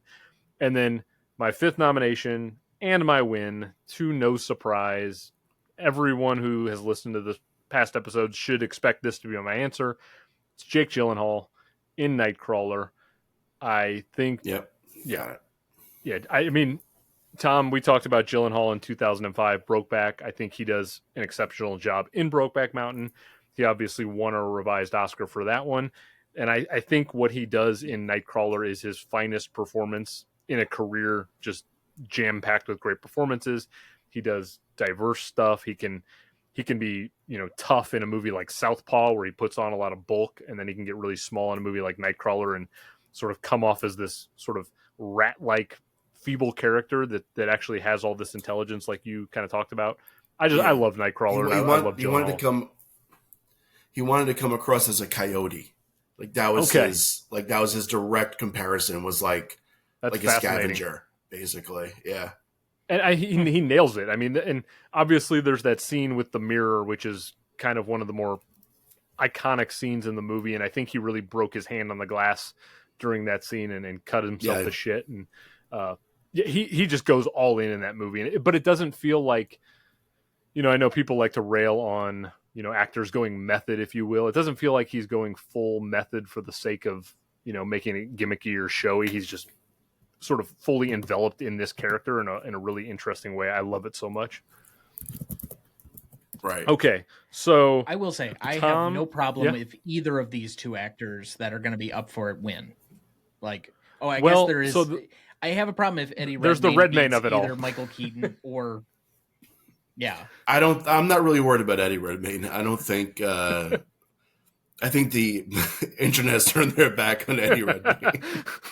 I think the backlash might be a little too much, but there is the Harry Potter hive out there, so who knows? I don't know, but no one likes. I don't think Harry Potter fans like those movies. No, they don't. They're kind of like they're kind of like the redheaded stepchild of the Harry Potter universe. Okay. I don't want to tip my hand too much to Redmayne because I have to talk about him again in a couple of months for 2015 and The Danish Girl, which is a whole other fucking conversation that we're going to have about what he's doing in that movie as a trans character. I don't want to get into that right now, but I think Redmayne's fine. He does an adequate job portraying Stephen Hawking. He gets the mannerisms and Yeah. the physicality, but it's not like a great. I like when people. I tend to like performances that are created out of nothingness, as opposed to somebody playing a real life person. For the most part, there are exceptions, obviously, but I like somebody crafting something new and original, and they don't have a blueprint to work off of. Yeah. Like, exactly. Cillian Murphy is on a different level for what he's trying to imbue in Oppenheimer last year. And I have a Correct. much better respect for that. But that being said, I mean, there is so much to the physicality portion of what Redmayne's doing that I have to give him a lot of credit and respect, even if I don't like that particular movie. And I don't think it has a ton profound to say about Stephen Hawking or his work or really much of his family life. I have no idea what that movie's trying to say, but at least for what he's trying to perform, there's so much there from a physicality standpoint that I can't overlook. And so it feels maybe a little tokenish to try and grant him this one when I have so many great. I mean, my top 10 is just absolutely stacked. Miles Teller, Oscar Isaac was my number 8. I really like Cumberbatch in Imitation Game. I know that's not everybody's thing, but Brendan Gleeson was my number 11. Guy Pearce, Jack O'Connell could have been on this list twice for 2 different films from this year. So, even Brad Pitt for Fury, I think is extraordinary. So it's kind of one of those, I just don't want to completely overlook it and go the other way, even though I think that's the prevailing wisdom 10 years on. Yeah, now, Tom, you just mentioned a few of the people just below your line. Grant, do you have any others that are kind of right in there for you that this was a really deep category for me, at least. There were some painful cuts. I don't know if you had any ones. I mean, I definitely had Redmayne on my short list, but ultimately I didn't put him on. Cumberbatch was on my short list, and also Jon Favreau and Chef. He was also on my short list. I thought his performance was really good. I'm glad we finally mentioned Chef for the first time tonight. Yeah, I'll talk about that a little later. I guess during the best picture stuff. I'm not spoiling anything, but we'll it's I feel like that will be a time to talk about it. Okay. Yeah, the two for me, neither of you guys have mentioned them yet. I thought Andrew Garfield in 99 Homes was exceptional in that movie. It's a different role for Andrew Garfield, and then one of these days he's going to crack the code for me and make a nomination. But Andy Serkis with his mocap work in Dawn of the Planet of the Apes is phenomenal. Like, I want to give Andy Serkis a nomination somewhere for his mocap stuff. It just hasn't come yet. It's as Snoke for 2015 and The Last Jedi. It's not going to be Snoke, damn it. Snoke was great. Oh my god! Oh, I would love that so much if somebody did that to you.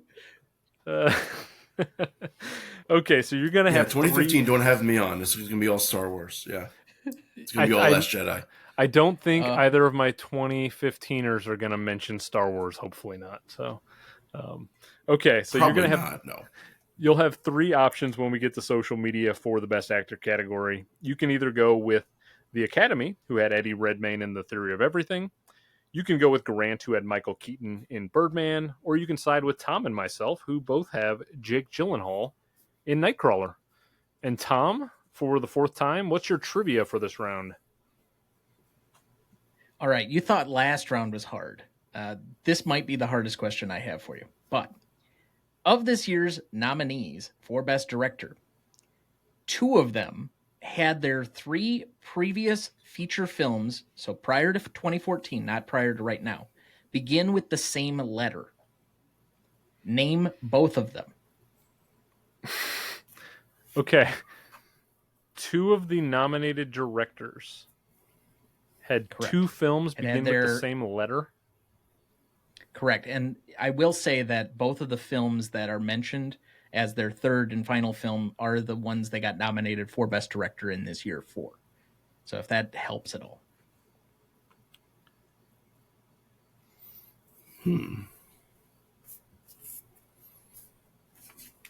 My goodness.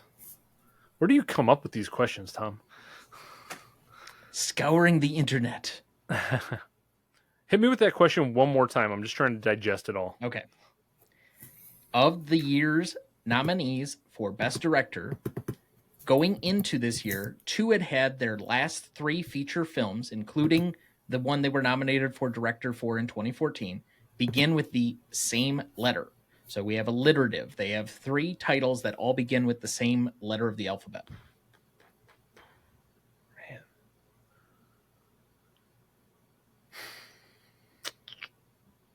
My memory is just going blank because I know all of Linklater's movies and I know all of Wes Anderson's. Okay, one of them did Babel and Beautiful. The other one did Bernie and Before Midnight. Okay, so you got Linklater and then yes, Linklater and then finished it up Inuri with Boyhood and Inuri 2 with Birdman. So they love the bees. Yeah, I mean Linklater's got 3 Befores and a Bernie and a Boyhood in there. Mm-hmm. All right, well, I can't imagine what the next 2 questions are going to be any harder than that. That's the tougher. Thank you, Tom. I think that's the toughest question. So, I mean, it can't. I mean, before we can't get any harder than that, right? Before we move on, is this time for our recognition to those who go unrecognized awards? Yes, we'll quickly get to our 2 honorary awards for actors who had nominations. Good, because I have some pitches for you. All right, so okay. I have 6 in the Grace Kelly Award for consideration, and I have 10 out of the John C. Reilly category for consideration. So which would you prefer first? I feel like if you have that many, you're going to get my 2 picks for sure. But why don't you start with Grace Kelly and see if you can... So for people who are listening and aren't familiar, we have a couple of honorary categories for actors and actresses who were in a large number of films in a given year. And even though they didn't have the best necessary performance, they might have had multiple movies that we want to recognize. So a couple of actors and actresses we're going to recognize here. Who do you got for Grace Kelly, Tom? All right. So the first one I'll mention is just kind of perfunctory because she appeared in 2 things in this year, but I thought she was forgettable in pretty much both of these appearances. Sienna Miller for American Sniper and Foxcatcher. Okay. She was on the list. Number 5, I have Julianne Moore for Nonstop and Still Alice, but she's not eligible due to actually winning an Oscar in real life. 4, I have Reese Witherspoon for Inherent Vice and Wild, also not eligible due to winning an in real life Oscar. Number 3, I have, and this is not based on their actual quality, but rather I had to knock some of these down for not being eligible, but I thought I'd mention that they were in multiple films. It would be the person that I've nominated twice tonight, both in supporting actress and and best actress. And that's Jessica Chastain for A Most Violent Year and Interstellar. And then I have the 2 that are actually for consideration here. I don't care which one you want to go with in either category, but given that they both starred in one movie that I know that you do not like, Mr. Corns, I have Emily Blunt for Edge of Tomorrow and Into the Woods, or Keira Knightley for The Imitation Game and Jack Ryan Shadow Recruit. All right. Well, of all those names you listed out, you did not actually name the woman I'm going to recognize here. So I managed to get somebody under your radar. Okay. So my Grace Kelly Award is going to go to an actress who I think was in 2 very, very good films this year. And even though she has 1 Oscar nomination to her name in real life, she's never won. And I think that's a shame because she's a terrific actress. She was in a movie called While We're Young from 2014. And she was in another film with Bill Murray called St. Vincent. And that wonderful actress is Naomi Watts. I love Naomi Watts. I think she's long been underappreciated. Mulholland Drive is sort of like the film that everybody talks about with Naomi Watts. And she was in The Ring and a ton of great work. But she did a couple of movies in 2014 that I was excited to go back and watch again. While We're Young's a fun little movie with her and Ben Stiller and Adam Driver. And it's a Noah Baumbach film. And then St. Vincent's a cool little movie with Melissa McCarthy and Bill Murray. So Naomi Watts is my pick. You forgot a third movie. What else was she in? She's in the Best Picture winner. Oh, well, yeah, Birdman, of course. She's in Birdman. Yeah. Yeah. So yeah, she gets my Grace Kelly Award. All right. And then what do you got for John C. Reilly? Displeased with that. All right. So, and this I think I had in a particular order, but number 10, I have Kevin Costner for Jack Ryan, Shadow Recruit, and Draft Day. It wasn't Costner. Yep. There we go. 9, I have Willem Dafoe for The Fault in Our Stars and The Grand Budapest Hotel. 8, this is the second time I have nominated him for this award. I have Liam Neeson for A Million Ways to Die in the West and Nonstop. Liam Neeson's going to come in every episode because he's in so many movies. Exactly. That's a good thing. But anyway, Liam Neeson's actually a really good actor. He's just taken on some crap movies. Okay. Seth Rogen at number 7 for Neighbors and The Interview. 6, a actor I really, really like, but I don't think he's recognized. Like, he's a true that guy, but I have Mark Strong for Kingsman and The Imitation Game.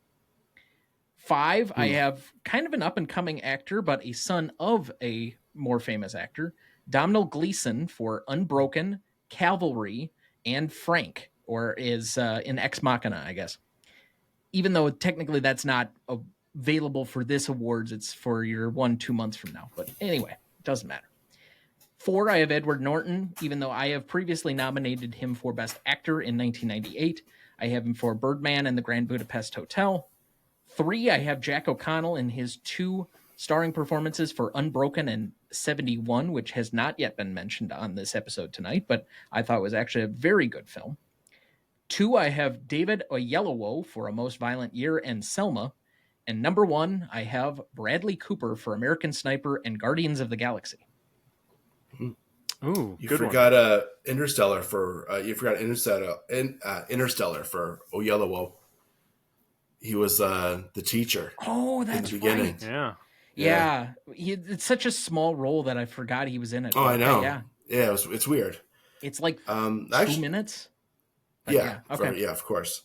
I actually have 2 that you did not mention, but which I was surprised.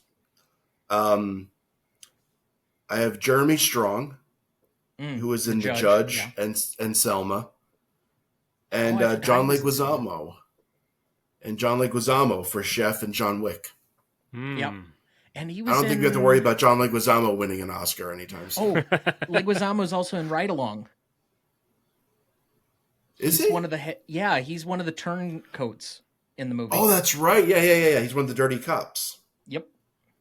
That's right.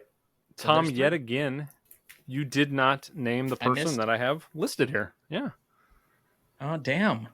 I thought I'd be trying to get you. I know your distaste for American Sniper, but I didn't think it would carry this far to not even giving Bradley Cooper the John C. Reilly Award. He can't even win in my fictitious little universe I've created.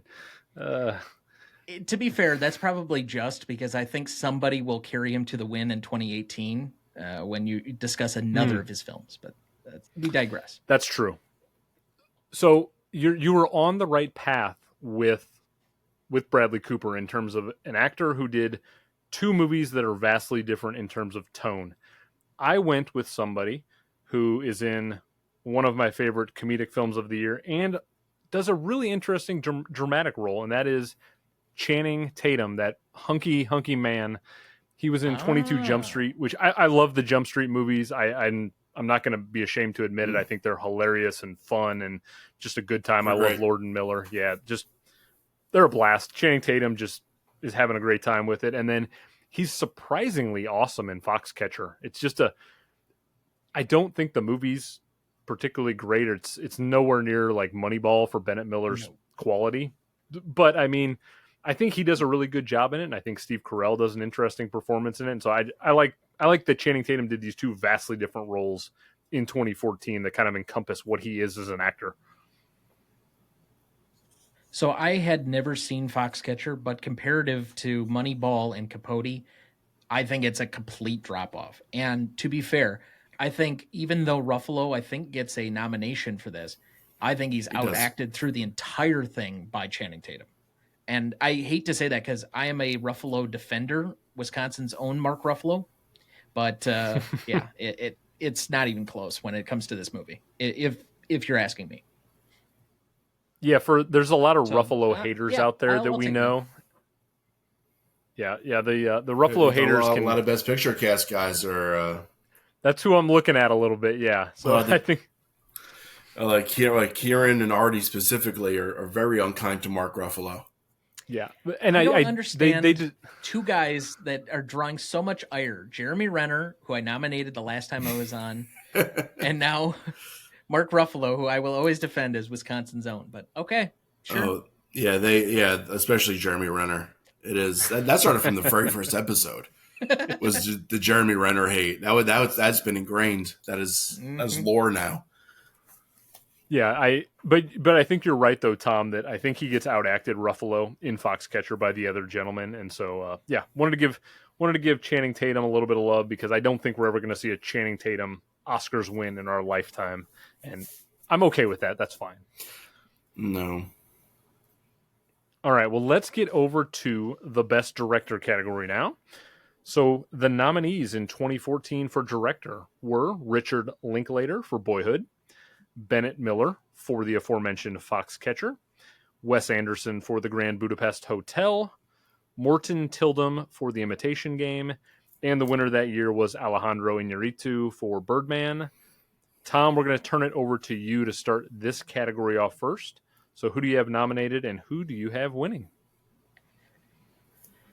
This was such a tough cut. Like my 6 through 10 in most given years, I think would have been exceptional. But you have to make cuts when it's only 5 nominees. So this will be somewhat vanilla by the tastes of everybody else. But I think these are the best 5. 5, I have Christopher Nolan for Interstellar. 4, Damien Chazelle for Whiplash. 3, Alejandro González Iñárritu for Birdman or The Unexpected Virtue of Ignorance, so that we can have the full title on the episode. Richard Linklater for Boyhood at number 2. And number 1, I have Wes Anderson for The Grand Budapest Hotel. I think all 5 of these are exceptional films. I have a feeling that Birdman was going to come up for one of you and Boyhood would come up for the other. So do I think Chazelle as a director had fully formed into what he could be yet? No, that's why he's probably my number 4. Is it my favorite Nolan film or the one that I think he's doing the most in? No, I think he's doing more in Oppenheimer and Dunkirk and several other films, but it's an exceptional movie. But this is the pinnacle of Wes Anderson's career as far as I'm concerned. Give or take some of his other films, but this is the one for me that he finally actualizes all the goofiness, the idiosyncrasies that have been a staple of his career and puts it all into one movie that is one of the most incredibly charming films that I can remember. It's not maybe really about anything in the way that the other films are, but I just wanted to recognize him here because I might be the only one. It's a good pick. I was not expecting that at all from you, Tom. Okay, so we're going to go over to... Not correct. Not correct there at all. Right. So my best director nominations for 2014 are... I have Alejandro Iñárritu for Birdman, who I think does a terrific job. Little bit of a gimmicky movie, but I think the gimmick works really well. I also have Richard Linklater for Boyhood. No surprise there. I love what Linklater does with Boyhood. I've got Wes Anderson for the Grand Budapest Hotel, just like everything Tom said. I think it's the culmination of the Wes Anderson aesthetic to a large degree, and I think it's his best directing achievement. I've got Christopher Nolan for Interstellar. I don't think it's his best direction necessarily, just like you said, Tom, but I think it's still a really worthy directing feat that he did. And then I've got Damien Chazelle for Whiplash, which I think Tom and I are completely in line nominations again. I figured that might happen. We will differ, though, a little bit when it comes to my win. And I think, Tom, you probably predicted this. I'm going to give my win. Linklater? That is correct. I've got Richard Linklater winning. Oh, wow. I just think it's such a unique vision that he came up with for Boyhood. It's literally never been tried in the history of cinema, and I think that alone makes it cool. And again, much like Birdman, it's a gimmick, obviously, but I think that it works really well. And I think nowadays people sort of throw this thing at Boyhood where they're like, oh, it's a gimmick, and he did this thing, and he wasn't making a big point of like talking about it in the 12 years they were making the movie. It was this quiet little indie thing that they were doing with their friends, and then it sort of blew up and became this big thing. So I love what Linklater does. I've always been a Linklater fan, dating all the way back to Slacker and all the way through Dazed and Confused and everything else. So for me, Linklater's definitely going to get my win for what he does with Boyhood. To be fair, this is the first prediction of yours for this entire episode that I've gotten correct so far. Hey, there we go. Oh, so okay. not so predictable. Not quite as much, but it was me probably more overthinking it than anything else. But I will say, for the top 7 that I have on my list, I'd be acceptable on any one of those winning directors. So I wanted to give it to Wes Anderson because I didn't think either of you would go in that direction. But Boyhood, I mean, Linklater's operating on a different level with this movie than even I think some of his other ones. It's a very personal movie, even though it's not necessarily personal to him, but it feels like everybody else has grown up in this environment, even if you didn't. It feels very familiar to me, even though I didn't grow up in Texas, but I grew up kind of during this era. And there are a lot of approaches to this that feel very genuine to how he's crafting it. And especially over time, to get that level of production and get that level of commitment from your entire crew and everybody else. Yes, it's somewhat of a gimmick, but it's still incredible as an achievement in direction.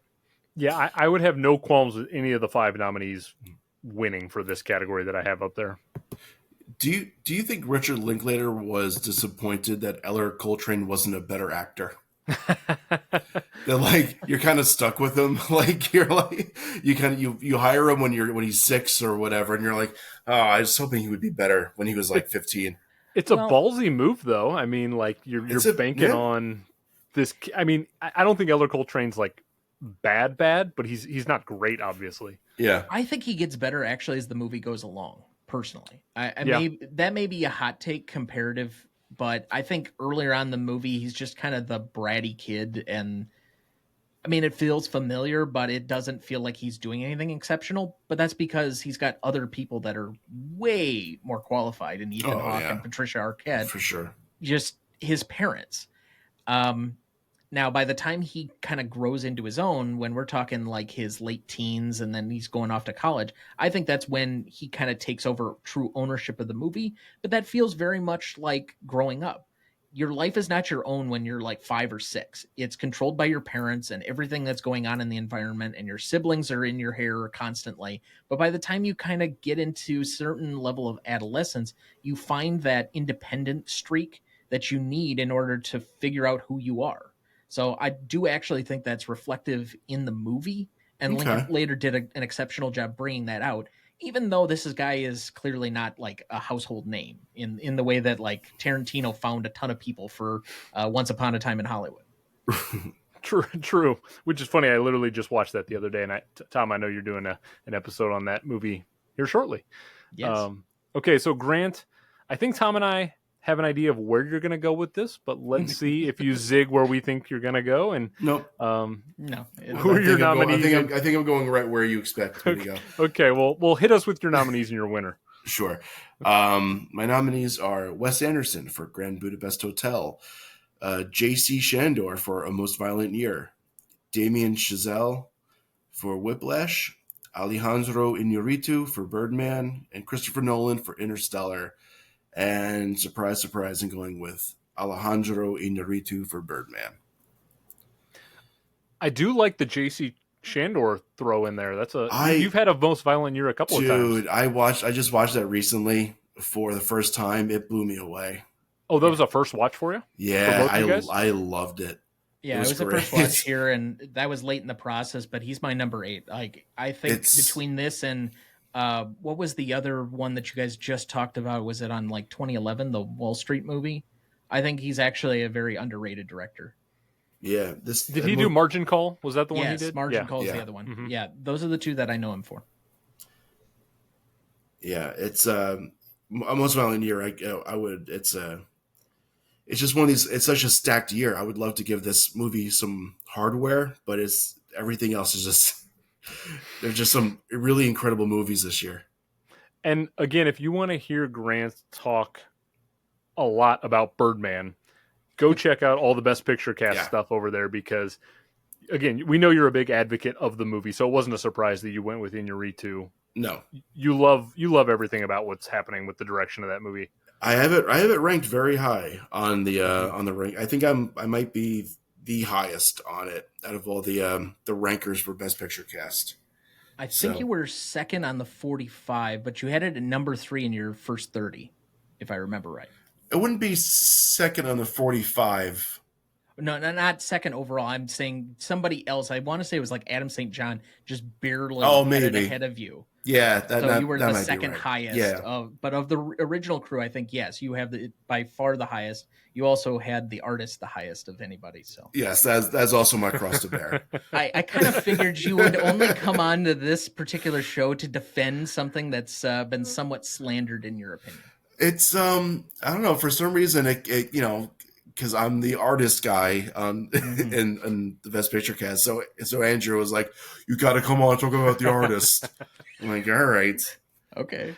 I do think Tom and I are being a little more fair on Birdman than you guys. No, you guys are positive on Birdman. I feel. Yeah, I'll say when I first watched it, because I think this is one of the first years that I got all the nominees in and like made it a big deal to watch all of the Best Picture nominees that year. Mm-hmm. When I first watched it, I thought, yeah, this is fine. Like, I don't hate it, but it's, I think Boyhood, it stood out to me more. Whiplash was like far and away the thing that really impressed me. I loved Grand Budapest, but maybe not getting kind of the full Wes Anderson-y aesthetic, but rewatching it for this project, and I hadn't touched it in 10 years. I actually was very impressed by the movie and how much I thought it stood out from a artistic perspective. And obviously Michael Keaton still stands out, but you've got great performances all over the place. I think the direction's exceptional, so I have no problem if he wins out in this one. I think the Birdman slander, if you will, is just simply other people were championing a different movie. I feel like that's everybody's thing every year. They will pick one movie that they really love over the other ones, and they will just champion that one to death. For a lot of people, that was Oppenheimer last year, but some of them it was Past Lives. Some of them it was Poor Things. You pick your movie, and unfortunately, I think there are so many good movies this year that Birdman kind of is like second, third, fourth for everybody, but it might be everybody's top 5. Mm-hmm. I also think that Birdman is. I mean, listen, I love this movie. It's pretentious as hell. It is so up its own ass. And I feel like a movie like this is just like, oh, of course that movie won Best Picture. Yeah. But if listen, there are some movies that I love because it's up its own ass, and I have movies that I hate that they're up their own ass, and this one works for me. So it is fascinating though, the 2 episodes you've been on now, Grant, 2011, 2014. These were kind of interesting years because in most years there's like 2 or 3 films that are all sort of universally accepted as the best or like the big snubs or whatever. These 2 years, 2011 and 2014, there's not like a clear-cut number one for most people. They're just there's a lot of really good movies and they're all kind of on the same level. Well, that's like for different reasons, right? Like because 2014 everything's so stacked, and 2011 everything's just like right. Yeah, so like everything is. They're almost all on the same plateau. Mm-hmm. Which made 2011's Best Picture choice was really tough for me when we did that because there were multiple movies that I thought were about equal on level. And when we get to the next category, that's kind of how I feel about Best Picture, was there were multiple options I could have went with because they were all kind of on the same plateau. Yeah, I was very clear that when we talked about the artists, I'm like, if this came out a year earlier or a year later, no one would be talking about it. And that's...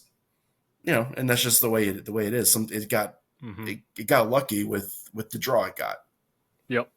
Okay, so I'm really excited for the 3 options that people are going to have on social media for this director category.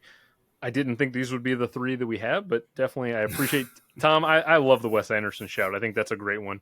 Yeah. And I think you're going to get a lot of love for Wes Anderson and Grand Budapest Hotel online.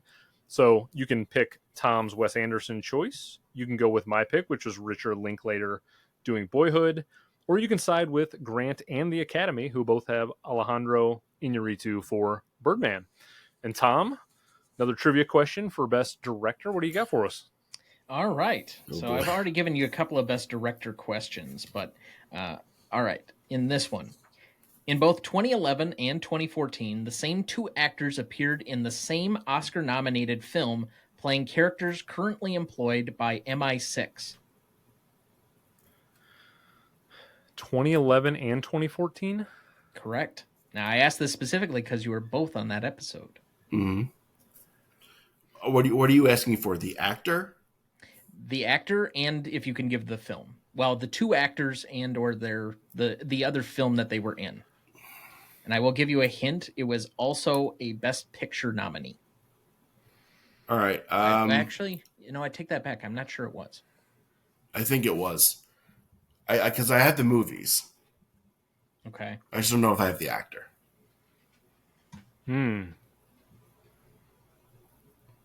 What are you thinking, Grant? Well, I'm thinking it's The Imitation Game and Tinker Tailor Soldier Spy. You have the movies correct. Okay. Is it Benedict Cumberbatch? That's one. There's another actor from this year that was nominated in that year also? Is that Not what nominated. No, not nominated, but they were both in the same two films.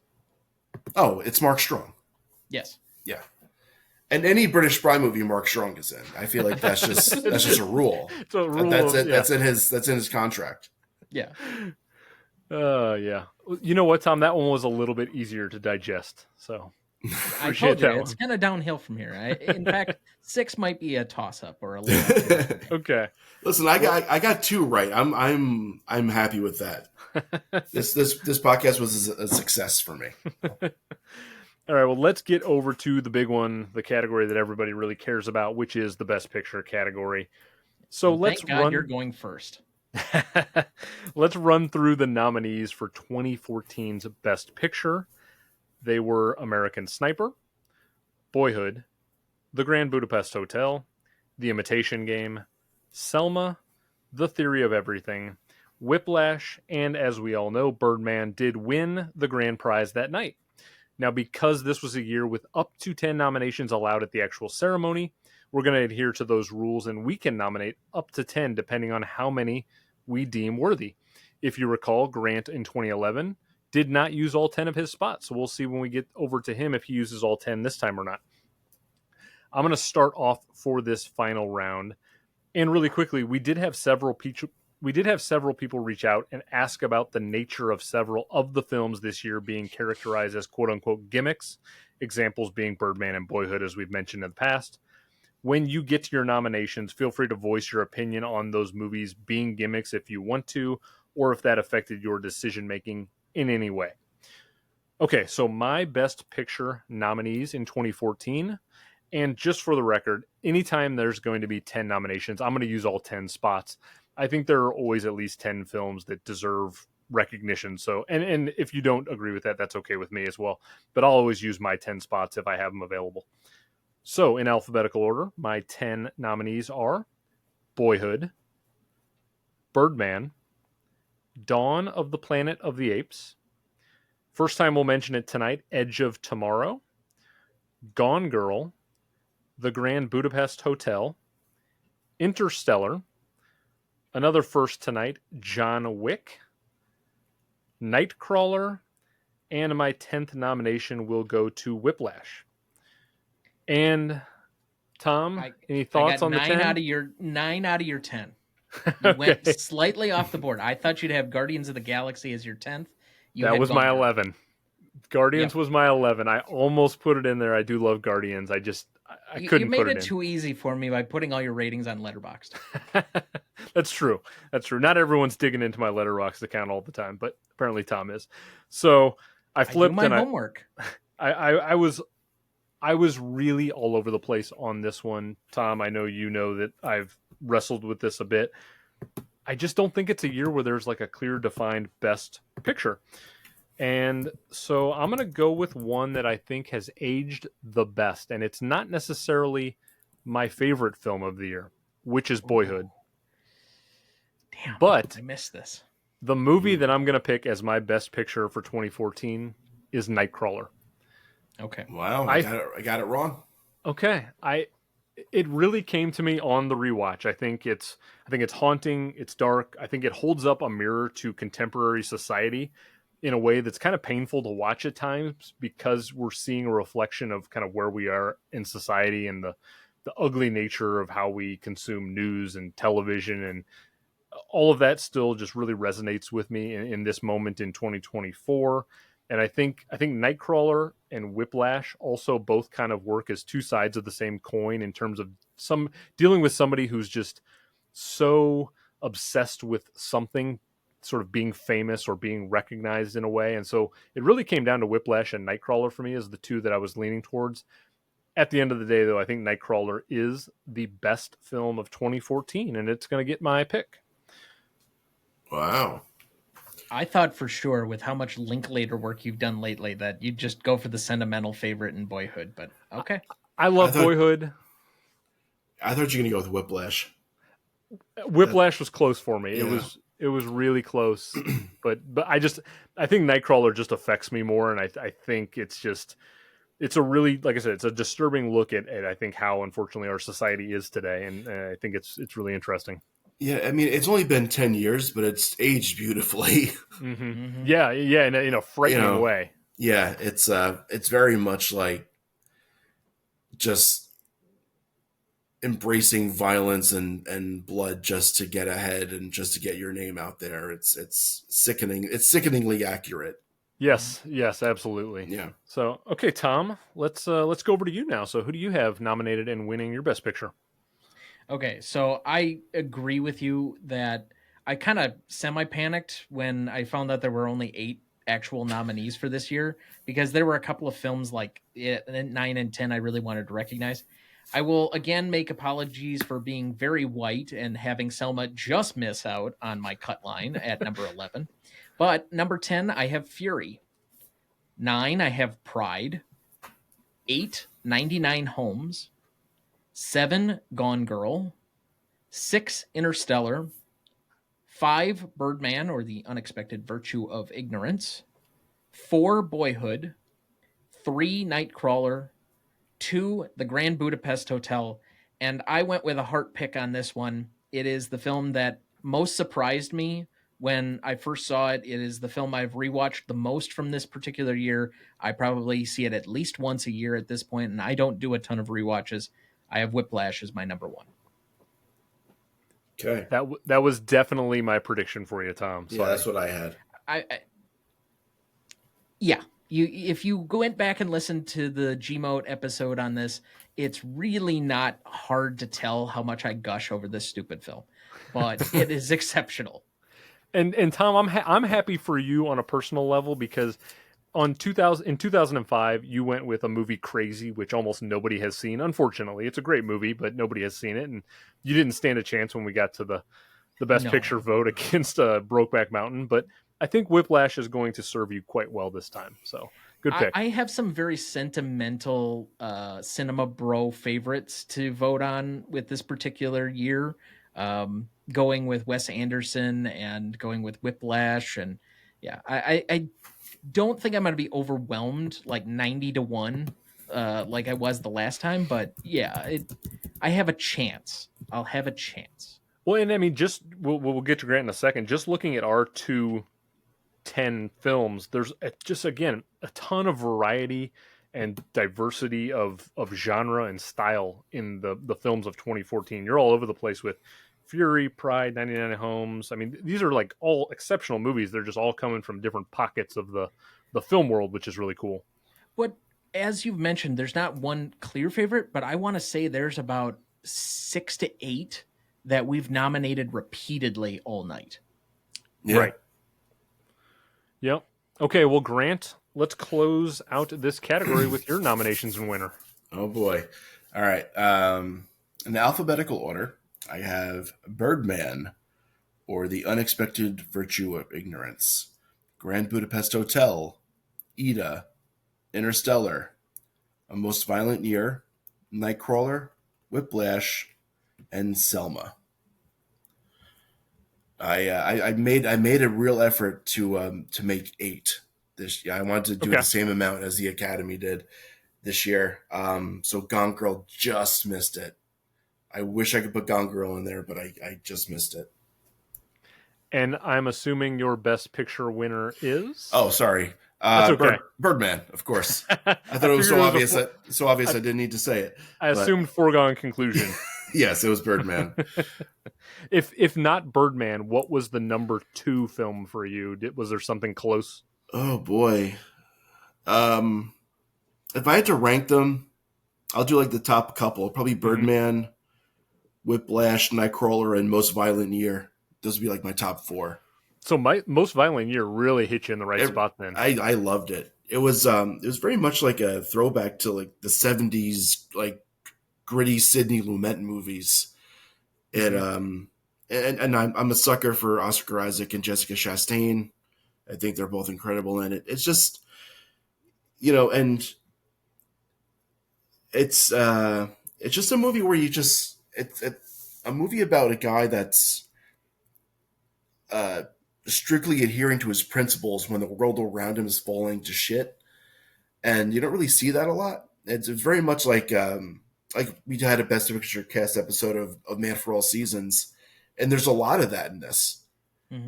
Just this unwielding principle that he won't like stoop to the level of the other guys, and because it's a 2014 movie, something happens. You're like, okay, well now he snaps. But it's a fantastic movie. If you haven't seen it, please check it out. It's streaming on Max right now. Check it out. It's great. The other surprise for me in your nominations was Ida. I think that's really cool that it got in there. It was relatively high in my list, but yeah. I didn't expect it to go top 8 for you. Yeah, I was surprised. I was surprised too. I watched it I was like, okay, well, it's Best International. Let me check it out. It was on Tubi or something like that, and loved it. Absolutely loved it. It was such a cool perspective of a Holocaust movie. Yeah, it's got great cinematography too. Just looks great tremendous. Performances. It's a very straightforward movie, but just a lot of underlying emotion, a lot of underlying substance. It's great. Were there any movies that you just tried to bump up a little higher that you haven't mentioned? I know for me, you had already mentioned it, Grant. I really wanted to get Chef in the conversation. I love Chef so much, but it's not quite a top 10 movie that year. Yeah, I loved the first 2 acts of Chef. Like it started great, and then when they're starting the road trip, I'm like, okay, it's great. But then I was like, the conflict with the third act really didn't work really well. The ending was really abrupt. It was great up until that point, and it was like I have it on my short list, but on the bottom of my short list. It was up higher, then the third act happened. I'm like, all right, and I kind of dropped down a little bit. Yeah, Tom, what about you? Anything kind of close that you wanted to push a little bit? Well, I mean, I really like Selma, but there are just so many other good films that I was a little bit more moved by. I mean, there are parts of Selma where I'm drawn to tears, but it's such a deep year. Guardians of the Galaxy was my number 12. It's just such an unusual and unique film within a comic book universe that somehow works. It's kind of one of those films that on paper it absolutely shouldn't work, and yet it does. I had A Most Violent Year at 13. I actually have Wild and Still Alice at 14 and 15. I was actually very much impressed by those movies. So again, it's a very stacked year. American Sniper and The Imitation Game are like barely in my top 20, and yet I still have some stuff up there that I think is definitely worthy. So I do wish Like I said, I was trying to push Guardians into my top 10. It just fell at 11. I think it's easy to kind of look back now, and everyone sees Guardians of the Galaxy as this pretty big, popular Marvel franchise. It was a hell of a risk for them. And I remember in 2014, people like, what is this thing? You know, like there was a lot of question marks about if the movie was even going to be good or interesting. And it obviously blew the doors off what people were expecting. And I really wanted to get it in there. It just didn't quite cut it. I'm surprised. Go ahead. I'm sorry. I'm surprised you didn't have Bautista as a supporting actor. Andrew. He was close. He was real. I wanted to, man. I wanted to. I think I talked about it when I did a Guardian specific episode not too long ago, but I think Bautista might be the best wrestler turned actor that we have. Yeah. I don't think it's that close. No. Agreed. So, but I had Gunn, just given the context of everything that had to go into that movie and how much of a dark horse surprise it was, I had him at my number 7. We didn't go through like dark horse or just missed directors, but I had him at 7 and I had Chandor at 8. So, I mean, it's just very close. My directors 6 through 10 are all exceptional in this particular year. It's a stacked year. It's a stacked year. 5. Yeah. Yeah. It's a crazy, crazy year. I'm glad we dived deep into this year because it was just a reminder of how much kind of came out of this particular year. And then again, 2015 we'll do in a couple of months, and that was another really strong year. So you're going to have 3 options when we get to the polls. This is going to be a really strong heavyweight battle between my pick, which is Nightcrawler, Tom's pick, which is Whiplash, or Grant and the Academy, who both have Birdman as the best picture. It's either way. There's nothing I'll be just. I'll honestly, with all of these votes, I will not be disappointed in any of them. I totally agree. It's every lineup is killer. Yeah, and I think it could go a lot of different ways for a lot of the categories. And I'm not going to have any complaints with anybody that wins. I think we all kind of stayed in the right ballpark with the strong stuff. Yeah. No, I think we put up the right people. Like I mentioned, we've gotten the same 6 to 8 movies just repeatedly over and over and over. And for most of the nominations, I think it will come because all of our winners pretty much came, I think, from all of those. There wasn't any like real outlier winner on any of ours. But the nominations was where I think the real depth of our homework went into, where you got some extra nominations on the 4th or 5th choice in a particular given category, or in this case, maybe 9 or 10. For sure. Okay, well, let's turn our attention to our wonderful listeners and their many, many questions that they sent over to us. As always, thanks. First off, you got one more trivia question for us, Tom. I got one last one for you. Okay, hit us with your one more. Since the expansion of the Best Picture field from 5 to up to 10, so this includes all the years where it didn't quite get to 10 but could get to 10, who is the only person to be nominated for Best Director without his or her film also being nominated for Best Picture?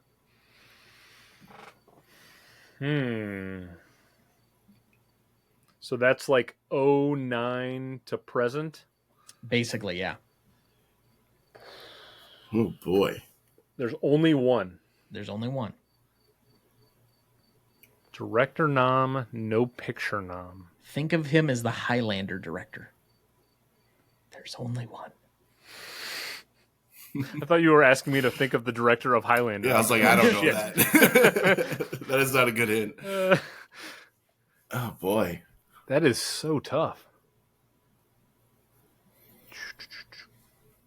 What an insult, by the way, to nominate a director and then not nominate the film. Oh gosh. It's like the reverse Ben Affleck, right? Yeah. My first thought was Ben Affleck, but wait, no, that's the opposite. Yeah. Now I pulled this question off the internet. There is actually a second one that I'm thinking about right now, which is later on post 2014. I think this question was written in 2014, but okay. Thomas Vinterberg, I think, for another round. Yeah. Oh, okay. He was nominated for director and didn't end up being nominated for Best Picture. But I will give you the hint that it is from this year of 2014. Oh, okay. So let's see. Okay, Bennett Miller? Yep, Bennett Miller for Foxcatcher. Wow, the only one ever, or since the 2009. Well, with the exception being Vinterberg. Yeah. I think that was that 2019? Vinterberg was 2020. That was in the weird COVID year. Okay. Or 19 or 20, one of the two. They're all blur. Another Round is an exceptional film, so I have no problem with that one being in, as opposed to this one where this is not Bennett Miller's best work. That's so weird, though. Like, if you don't think the film is worthy of a nomination, right? Why is the director worthy now? I don't know. I don't know, but that's weird. The director and picture have been so tied for so long that I find that really odd. Yeah. Especially when you can nominate other films around it. But okay. Yeah, and I mean, doing this now for 8 months, like almost all of my picture and director categories kind of line up parallel. You know, that's just kind of the nature of it. It was, when I was going over like my director nominees, I'm like, well, I can't put in a director that I don't have nominated for Best Picture because that's freaking insane. Right. And turns out the Academy did it. So yeah. There you go. Well, what are you gonna do? Tom, thank you so much for bringing all that fun trivia. You're welcome. Let's get over to those many, many listener questions. Again, thanks to everyone that sends those questions. We do appreciate it. So our very first question was received anonymously on social media, asking, who is the breakout star of 2014? Take a minute if you want to think about if there's somebody from 2014 that's a breakout star for you. I thought of one pretty quickly. I don't know if you guys will go this route. For me, it was Emily Blunt, because I think this was the turning point of her emergence as like a top actress of the last, 11 years or so, because she had really only done Devil Wears Prada, 5-Year Engagement, which was kind of a smaller comedy, but it was 2014, and then 2015 was Sicario the next year, and that kind of like launched Emily Blunt into the next rung. So that was my answer, is Emily Blunt there. Tom, what about you? Grant? Anybody? Go ahead. I might go with Riz Ahmed. I think this might be my first introduction to him. I'm trying to think of when was The Night Of? When did that come out? That's 2015, if I remember right. All right, so it's just after this. Yeah. So that's a good answer then. I would go with Riz Ahmed. Yeah, that's a great pick. Can I go director possibly on this one? Sure. Yeah, sure. I think Chazelle is the breakout for me. True. Yeah. That's good. Yeah, I mean, he was a complete unknown up until Whiplash. Right. He had, I wanted to say he was up for and maybe on the short list for the original short film Whiplash that he did as like a proving project. But outside of that, like this came literally out of nowhere. And I want to say this was this the Sundance winner and went on to be nominated for Best Picture? Yes, I believe so. Yeah, I think it was just one that kind of like swept through that festival and then kind of rode that into doing something else. So we've seen that a couple of times with Cannes favorites in the most recent couple of years, but this is another one that he just kind of overnight. And then everybody was waiting and La La Land cinched it. So, well, Tom, that's the perfect good segue into our next question, which is from Heather Stewart, who sent another question. Appreciate you, Heather. She said, in quotations, Chazelle's films have gotten gradually worse, end quote. Please discuss. Well, so for anyone, know my feelings. I don't believe so, but okay. Chazelle's got 4 films. He's got Whiplash in 14, La La Land in 16, First Man in 2018, and then 2022's Babylon. Do you guys have those in descending order from greatness, or how do you rank his 4? So first off, it is really hard for me to separate Whiplash and La La Land. I think that's 1A, 1B, whichever order you like. I'm fine with anyone who says either one of those is his best. I think those are too clearly ahead of the other ones. And as much hate as Babylon gets, I mean, yes, it's way over long, and there's some scenes that I can't quite grasp, like the one descending into hell with Tobey Maguire there. It's nonsensical. But I still think that's better than First Man, if you ask me. Okay. Grant, where do you stand on the Chazelle 4? I've only seen two. I've seen Okay. Whiplash and La La Land. And I think Whiplash is far superior to La La Land. I wasn't a huge fan of La La Land. Like I like it. It's okay. I like it fine, but it doesn't have the impact to me that Whiplash does. Okay. I'll say for me, I'm with Tom on La La Land being the top of the mountain, just narrowly ahead of Whiplash. I think those are very close movies in terms of quality and direction and everything like that. But I'll flip with you, Tom, on I think First Man is vastly superior to Babylon. I think Babylon is just a giant fucking disaster of a movie that it is intentionally trying to be that. I understand like the excessive nature of it. It just doesn't jive with me at all. I think it's there were multiple movies around this time, 2022. Like Eggers got a whole bunch of money to make The Northman. Very divisive. Some people did, and some people didn't like it. Ari Aster just got a whole bunch of money to make Beau is Afraid, which was like this passion project that some loved and some didn't. And I think Babylon's the same thing. Chazelle got a whole bunch of money to finally make a movie, and he kind of went all out. And it works for some, and it doesn't for others. And I don't like it. It just is what it is. And obviously, he's now being forced to rein in his next project, which I think is a good sign. Kind of go back to what got him there, which is I hope he does something a little smaller scale like Whiplash. I don't like Babylon, but I don't discount anyone who thinks it's a fantastic movie, because I know there's a pretty good army of people out there who love Babylon. I have to imagine it'll be smaller, less characters, more tightly wound, because it's supposedly a prison film. So the ability to have a more ensemble cast just probably isn't there. And I know that saying, obviously a personal friend of all of ours favorite movie is Shawshank, which has a fairly wide cast and varied cast. But most prison movies I find, are 5-6 primary characters, and that's about it. Okay, well, let's go to our next question, which is from friend of the show, Martin, over at the Film vs. Film podcast. And Martin said, this is an incredible year. He thinks A Most Violent Year and Crimson Peak are definitely underappreciated, but were very difficult to market. Do you guys want to weigh in on these films? Obviously, we've talked about A Most Violent Year a number of times. Crimson Peak, did you guys watch it during prep? How do you feel about that, Tom? You didn't see it? I just didn't have time to quite get to that one, so I'm not even, to be quite honest, sure what it's about. So maybe a shout out.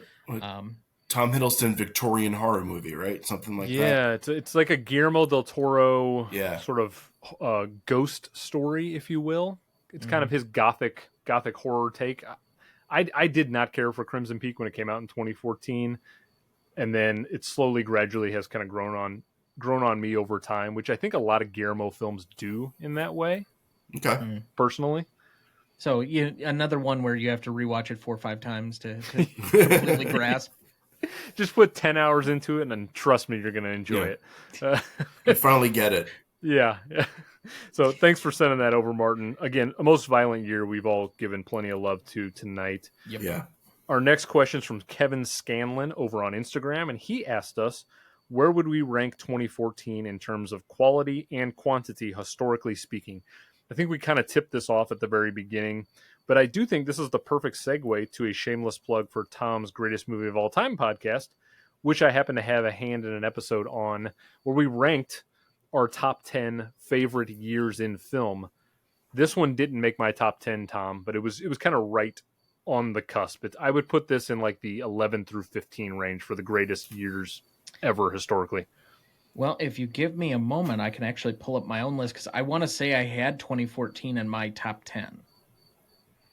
Grant, while he's pulling that list up, where do you kind of rank 2014 without, I mean, obviously you're having to do a lot of year scanning on the fly. I mean, it's not as, I wouldn't put it up there with like 1999 or 1994.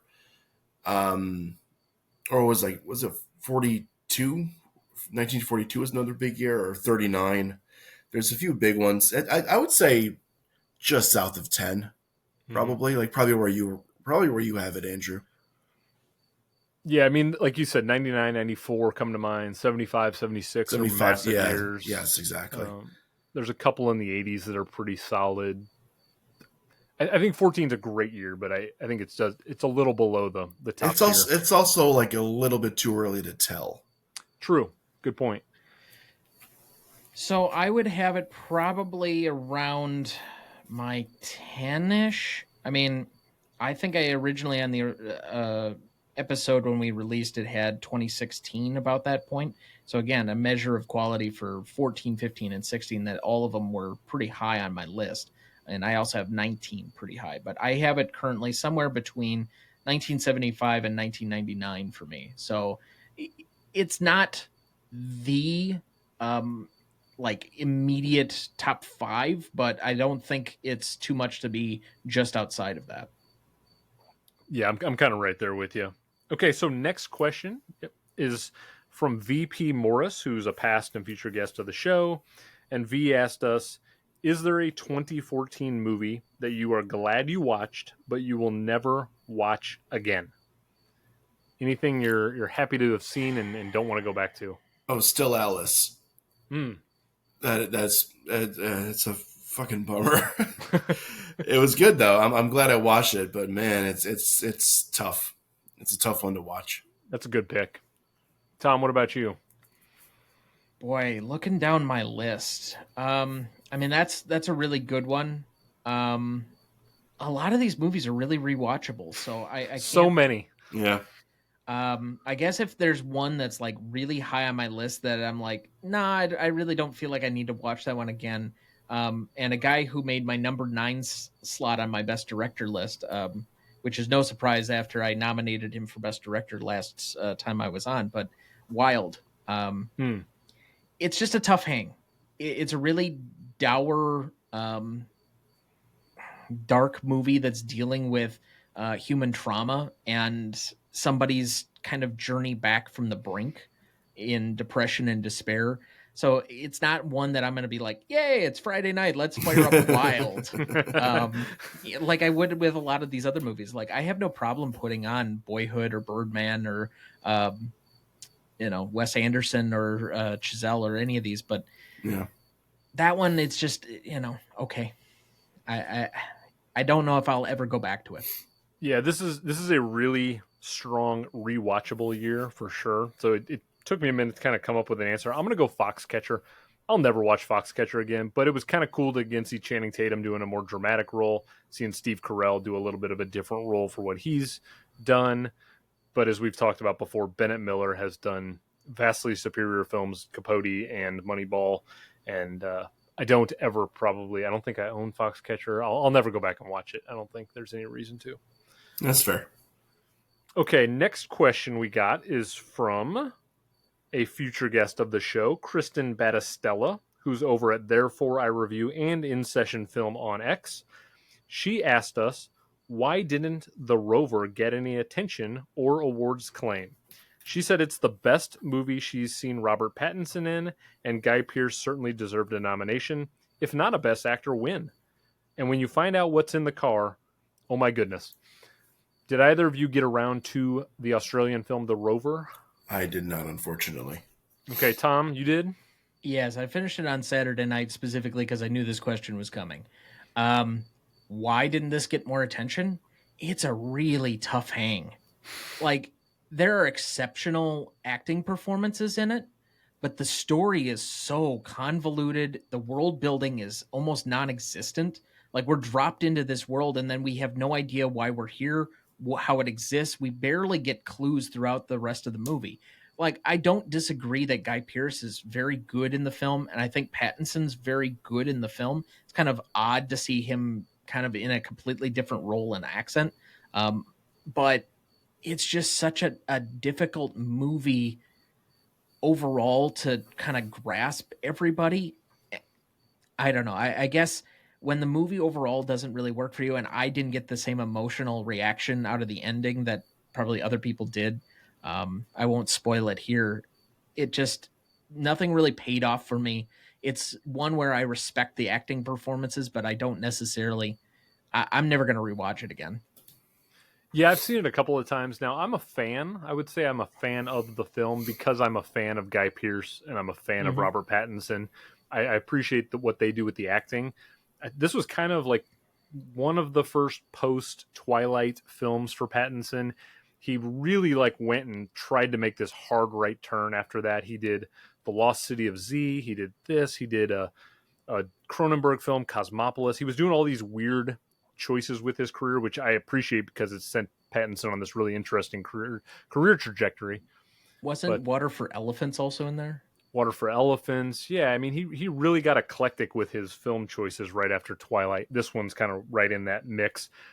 You all these Australian films have a certain unique aesthetic to it. This sort of has a Mad Maxian style where like there's just that vast wasteland of Australia. So it's kind of interesting to watch as an Australian film, and there's like horror films from that country, like Wolf Creek comes to mind, and there's just some really interesting stuff that comes out of that country. And yeah, I had a good time with The Rover. I don't think Guy Pearce and Pattinson are necessarily giving their best performances, but they're good. Yeah. Okay, next question is from both Dolphin Reaper Film on Instagram and our buddy Aaron C on X. It's a hell of a name, huh? Okay, so they both asked us about the Lego Movie. So they asked, do you think the Lego Movie should have gotten into Best Picture, ignoring the obvious animated sub? And Aaron said Lego Movie being overlooked for Best Animated Feature came as a shock to most people. The Academy stated that there were too many live action scenes for it to qualify. Do we feel it was snubbed or rightly overlooked? His primary reason for asking is that years later, Marcel the Shell with Shoes On gets nominated for the same category despite being live action with only a few characters being stop motion. So question, do you think the Lego Movie deserves to be in the animated category? And obviously none of us put it in Best Picture. Do you think the Lego Movie is Best Picture worthy or quality? I mean, if we did, we would have put it in, right? Right. I do think that if you want to have an animated movie category, I feel like it should be 100% animated. So yeah, I mean, I'm okay with it not being animated because of the whole, Will Ferrell's and son subplot. But yeah, no, I mean, it's a great movie. I love that. I love it. It's a lot of fun and it's really sweet. But I'm okay with it not being nominated for Best Picture and Best Animated Feature. Tom, what about you? So I think there have been 4 animated films up for Best Picture. Inside Out, Up. Wall-E didn't make it because that hadn't expanded the category yet. Toy Story 3 and Beauty and the Beast. Beauty and the Beast. That sounds about right. I mean, that's the kind of bar you're trying to set. And the Lego Movie is fine. It's nice. But if you're looking for Lord and Miller animation excellence, you're looking at the last 2 Spider-Verse films. Yeah, of not course. the Lego Movie. Or like, Cloudy with Lego a Chance of movies, Meatballs. Well, okay. I haven't seen that one, but, I don't have kids, so my animated film watching has been down for the last 20 years since I kind of graduated out of it. I don't know. It's fine. It's fun. It's whatever. But I feel about this, and they made a fairly good argument for where I'm sitting at, because I kind of sit on the fence. I don't really care one way or the other. I feel about it the way I do Christmas movies. I don't care if Die Hard is a Christmas movie, but then have the same criteria for measuring whether It's a Wonderful Life is a Christmas movie. Their both claim to fame is that they happen at Christmas. So you have to either have both in or you have to have them both out. So in this category, you can't have Marcel the Shell in. I'll agree with that if you're not going to include the Lego Movie. Now, did the rules change in between then? Possibly, because it's been about a 10-year gap.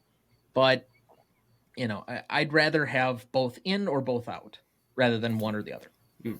Yeah, I'm with you. I don't know if I don't have a hardline stance on what defines an animated film.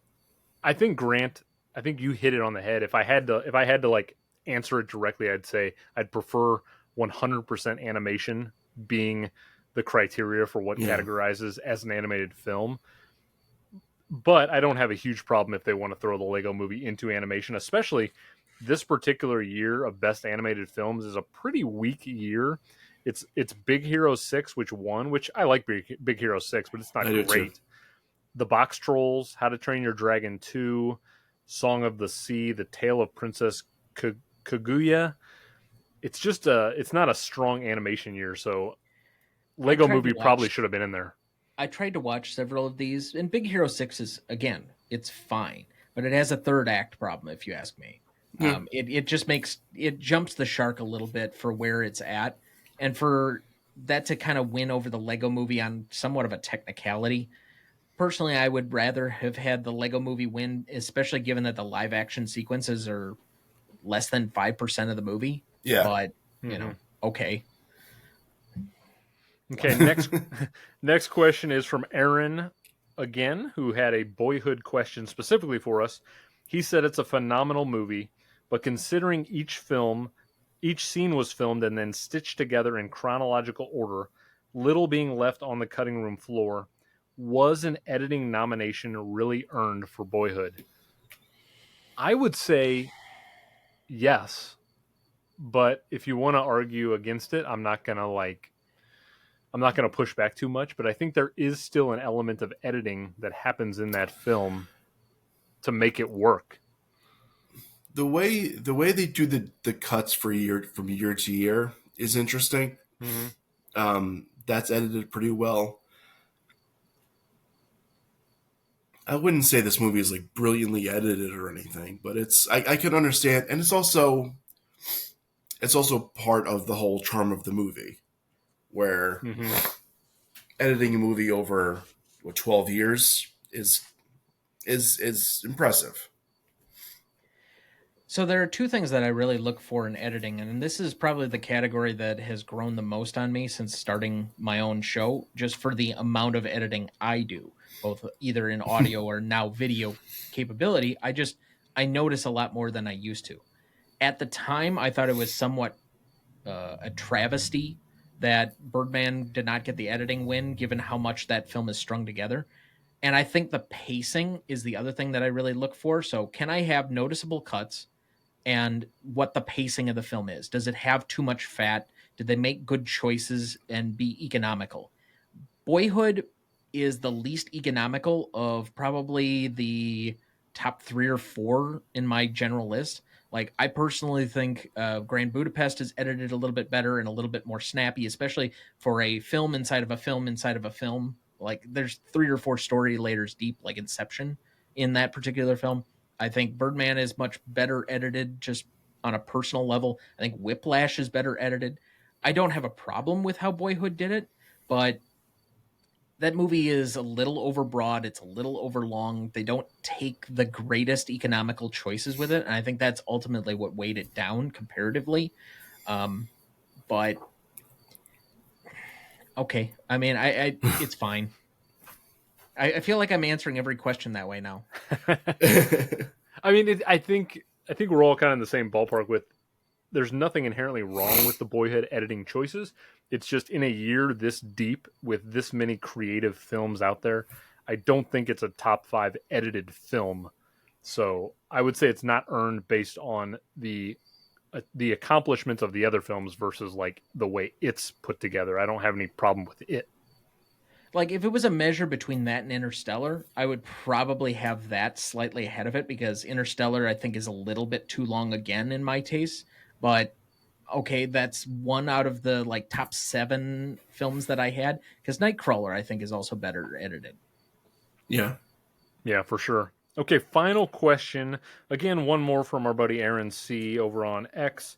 He's a big supporter of the old 5 nominees for Best Picture cutoff.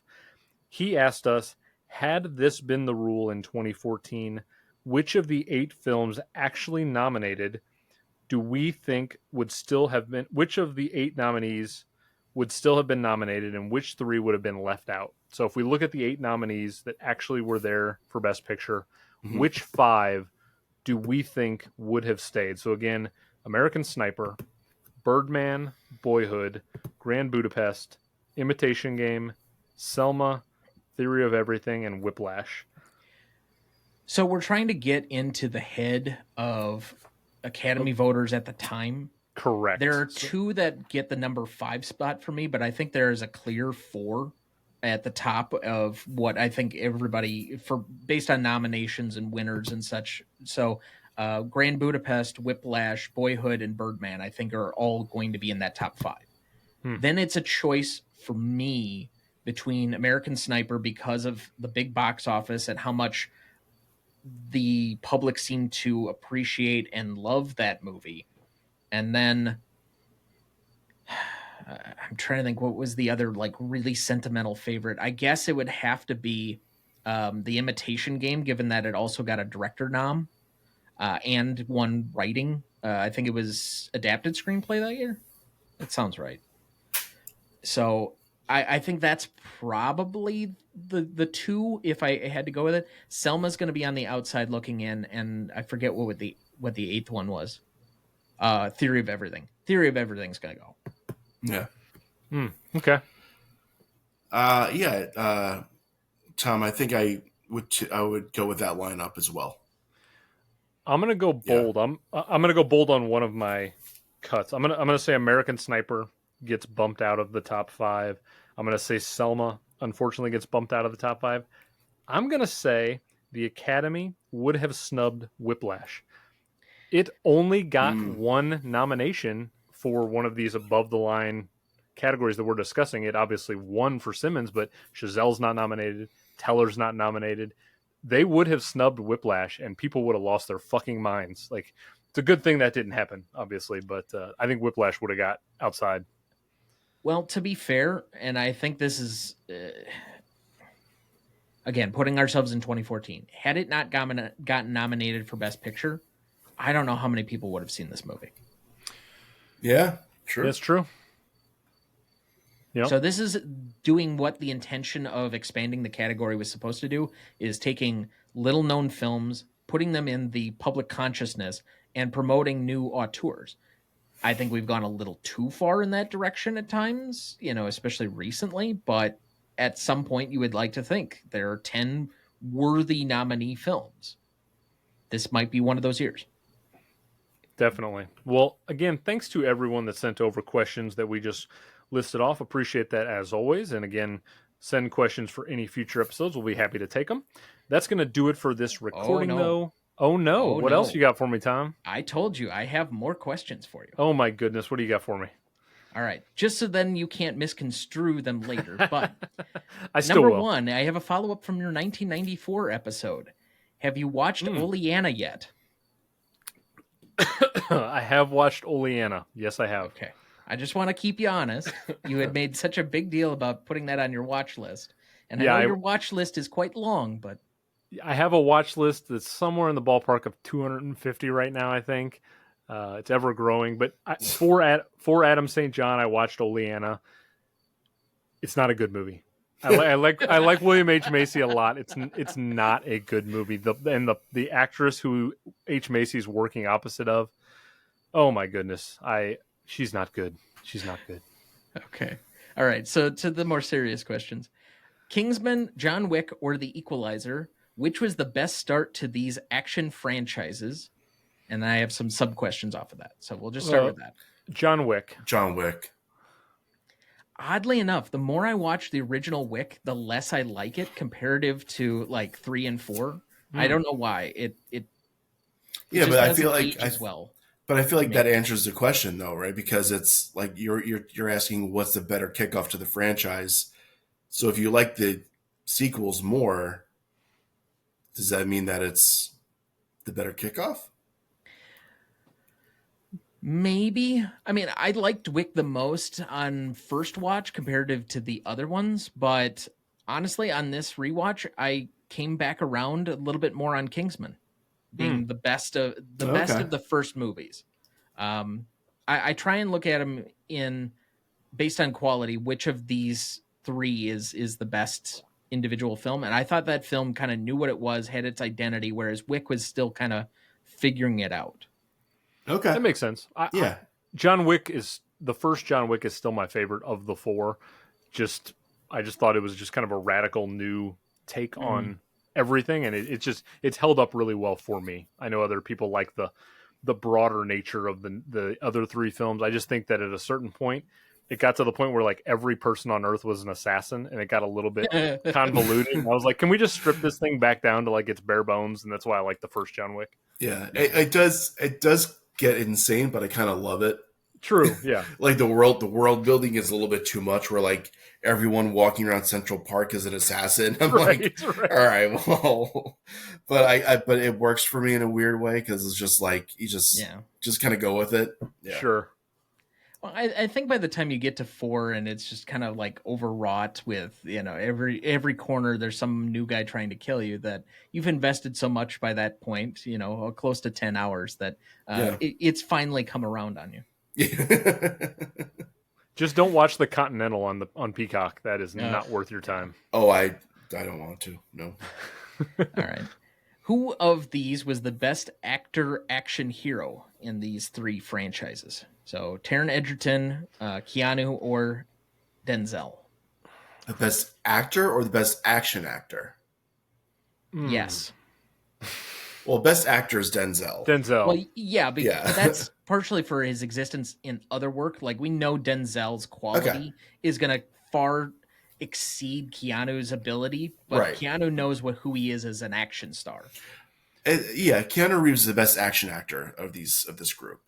I'm going to stick with Denzel. I really like the Equalizer franchise quite a bit, and I think that Denzel does something a little different than like some of the other Denzel performances. I also appreciate that the Keanu Reeves puts himself out there action wise, and he does like whatever he's like physically capable of doing, he loves to do it, and I think that should give him some kudos. Based on a physicality standpoint, I would say it's Keanu because he's just doing so many things that are authentic and accurate to that particular character and going to a level that I don't think most people would. But as far as like tough guy, badass, like it's hard to beat Denzel when he's actually just acting tough. Sure. I love Taron Egerton, by the way. I think I think he's got a lot of good films. I don't think of him that much in Kingsman. I think of him as more as Eddie the Eagle than I do. Oh yeah, I love Eddie Kingsman. All right, and then what of these 3 franchises do you think has been the best since the original? Still, John Wick. I'll go with John Wick. I would agree. They all have multiple entries at this point, but the fact that they are all fascinatingly right in the same year and kind of have at least 3. That is odd. Yeah, it's great. The Kingsman movies have been all over the damn board. Like the sequel, I was not a fan of. I actually liked the prequel with Ralph Fiennes more than I expected to. And then I think the Equalizer films are all about equal, no pun intended, on like they're all about the same in terms of quality from 1 to 3 or however many there are. All right. That takes care of me. Okay. All right, Tom. Well, that's going to do it for this recording. But again, this is only the beginning. So now that our picks have been made, it will ultimately be up to you, the fans, to decide what goes into the Almanac as the true winners. We're going to be putting up social media polls across all social media platforms in the coming days and need your votes to be cast. The more places you follow the page, the more opportunity you have. And before we sign off, let's take a quick look at what's still to come in 2024. So, Grant, this episode's going to be going up the first Friday in August. Mm-hmm. Why don't you fill us in on what's going on over the Best Picture cast and Worst Picture cast for the rest of the summer? Oh, boy. Well, Worst Picture cast, we're kind of in a lull right now. We're still kind of figuring out what we're going to do. We're going to have a Halloween rankings episode in October, but that's not for a while. For Best Picture cast, let's see, From Here to Eternity just came out. We're also going to be doing episodes of Midnight Cowboy, Mrs. Miniver, and another that escapes my head right now. But most importantly, in September, on September 14th, if you're in the New York City, Long Island area, we are having our very first live show, which still I can't wrap my head around, to be honest. But it's but we're going to watch Jurassic Park We're going to the Cinema Arts Center in Huntington, New York. We're going to watch Jurassic Park in the theater, and then we're going to have a Best Picture cast mini-sode, I guess, afterwards. So, just keep.